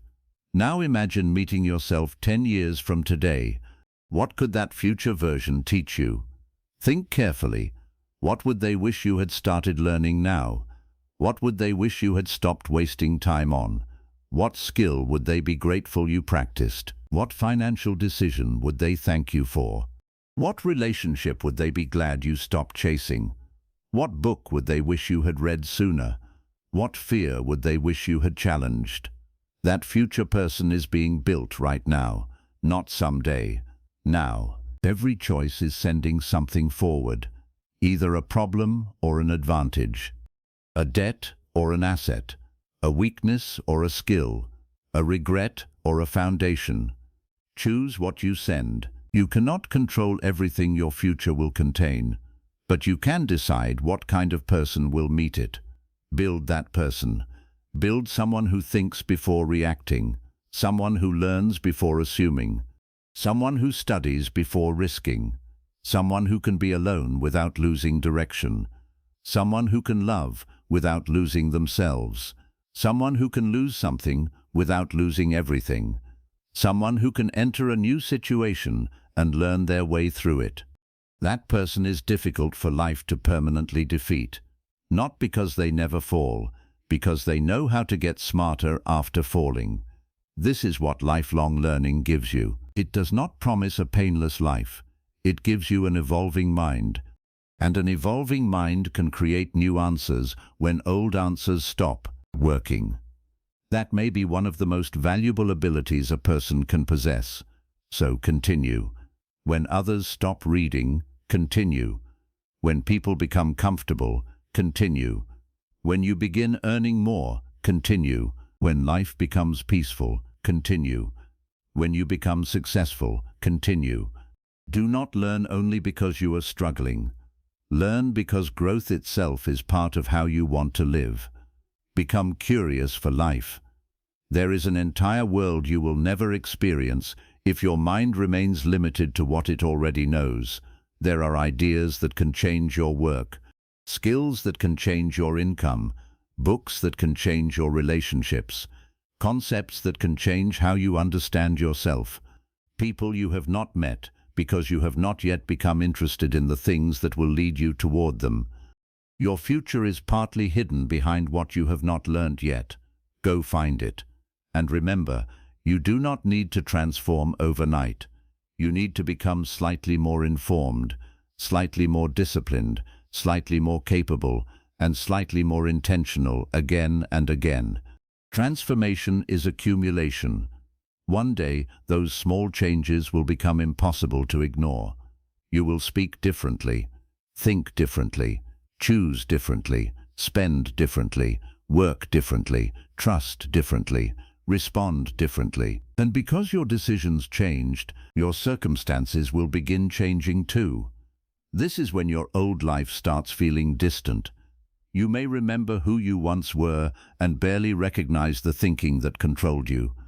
You will remember how desperately you once needed approval, how easily someone's opinion could destroy your confidence, how little you understood about money, how afraid you were to begin, how much time you spent chasing people who were not building anything with you. And you will not hate that old version of yourself.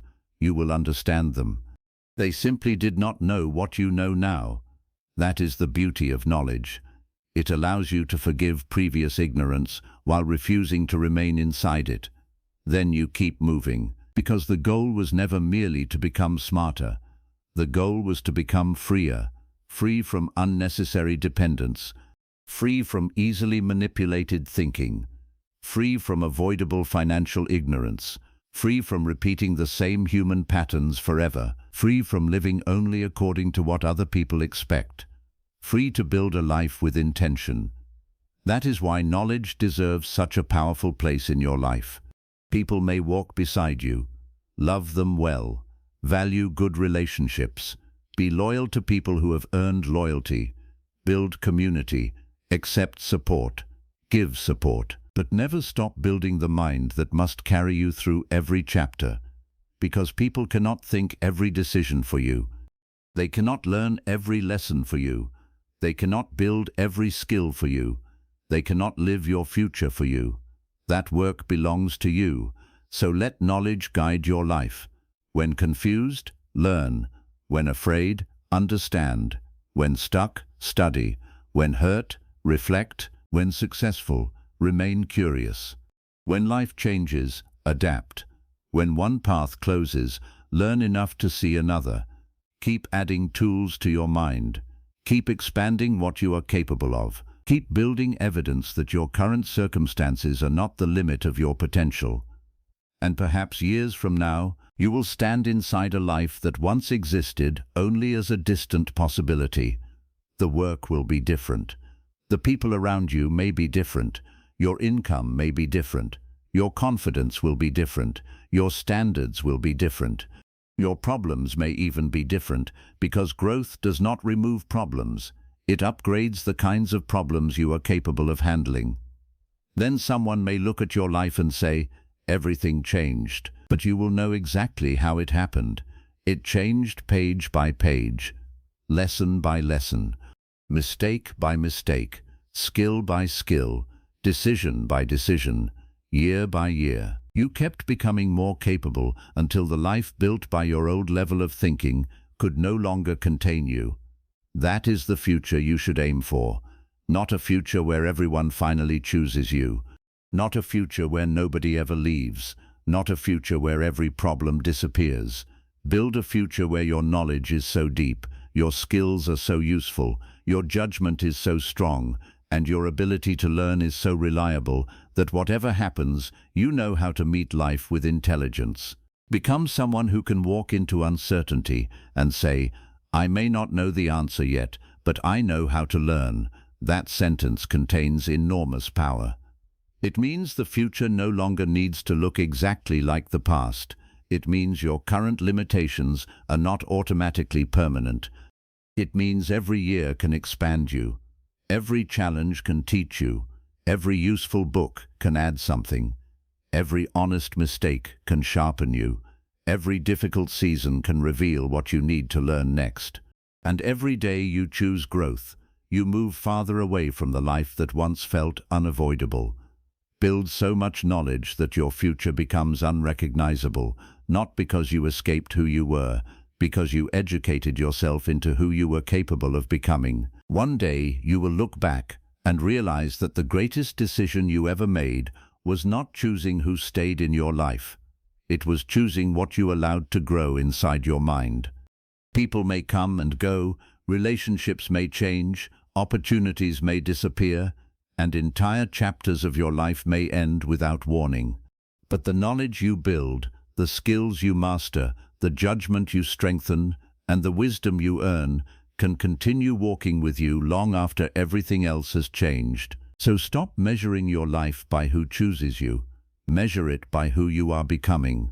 Read more, learn deeply, question wisely, build skills that create freedom, study human nature, protect your attention, use your lonely seasons to grow, and never allow your hunger for connection to become stronger than your commitment to your future. The goal is not to live without people. The goal is to become strong enough that love becomes a choice, not a dependency. Relationships become an addition, not your entire identity, and someone leaving can hurt you without destroying everything you have built. Let knowledge guide your decisions when emotions become loud. Let wisdom protect you when appearances become convincing. Let your skills give you options when circumstances become difficult, and let your growth become so consistent that years from now, the person you are today would barely recognize the life you created. Do not spend your best years chasing people who are still deciding how they feel about you. Spend those years building a mind that knows where it is going. Choose knowledge, choose growth, choose the future, and become so capable, so wise, and so prepared that no matter who stays, who leaves, or what life takes away, you still know how to rebuild. Because when everything outside you changes, what you have built inside yourself may become the very thing that saves your future.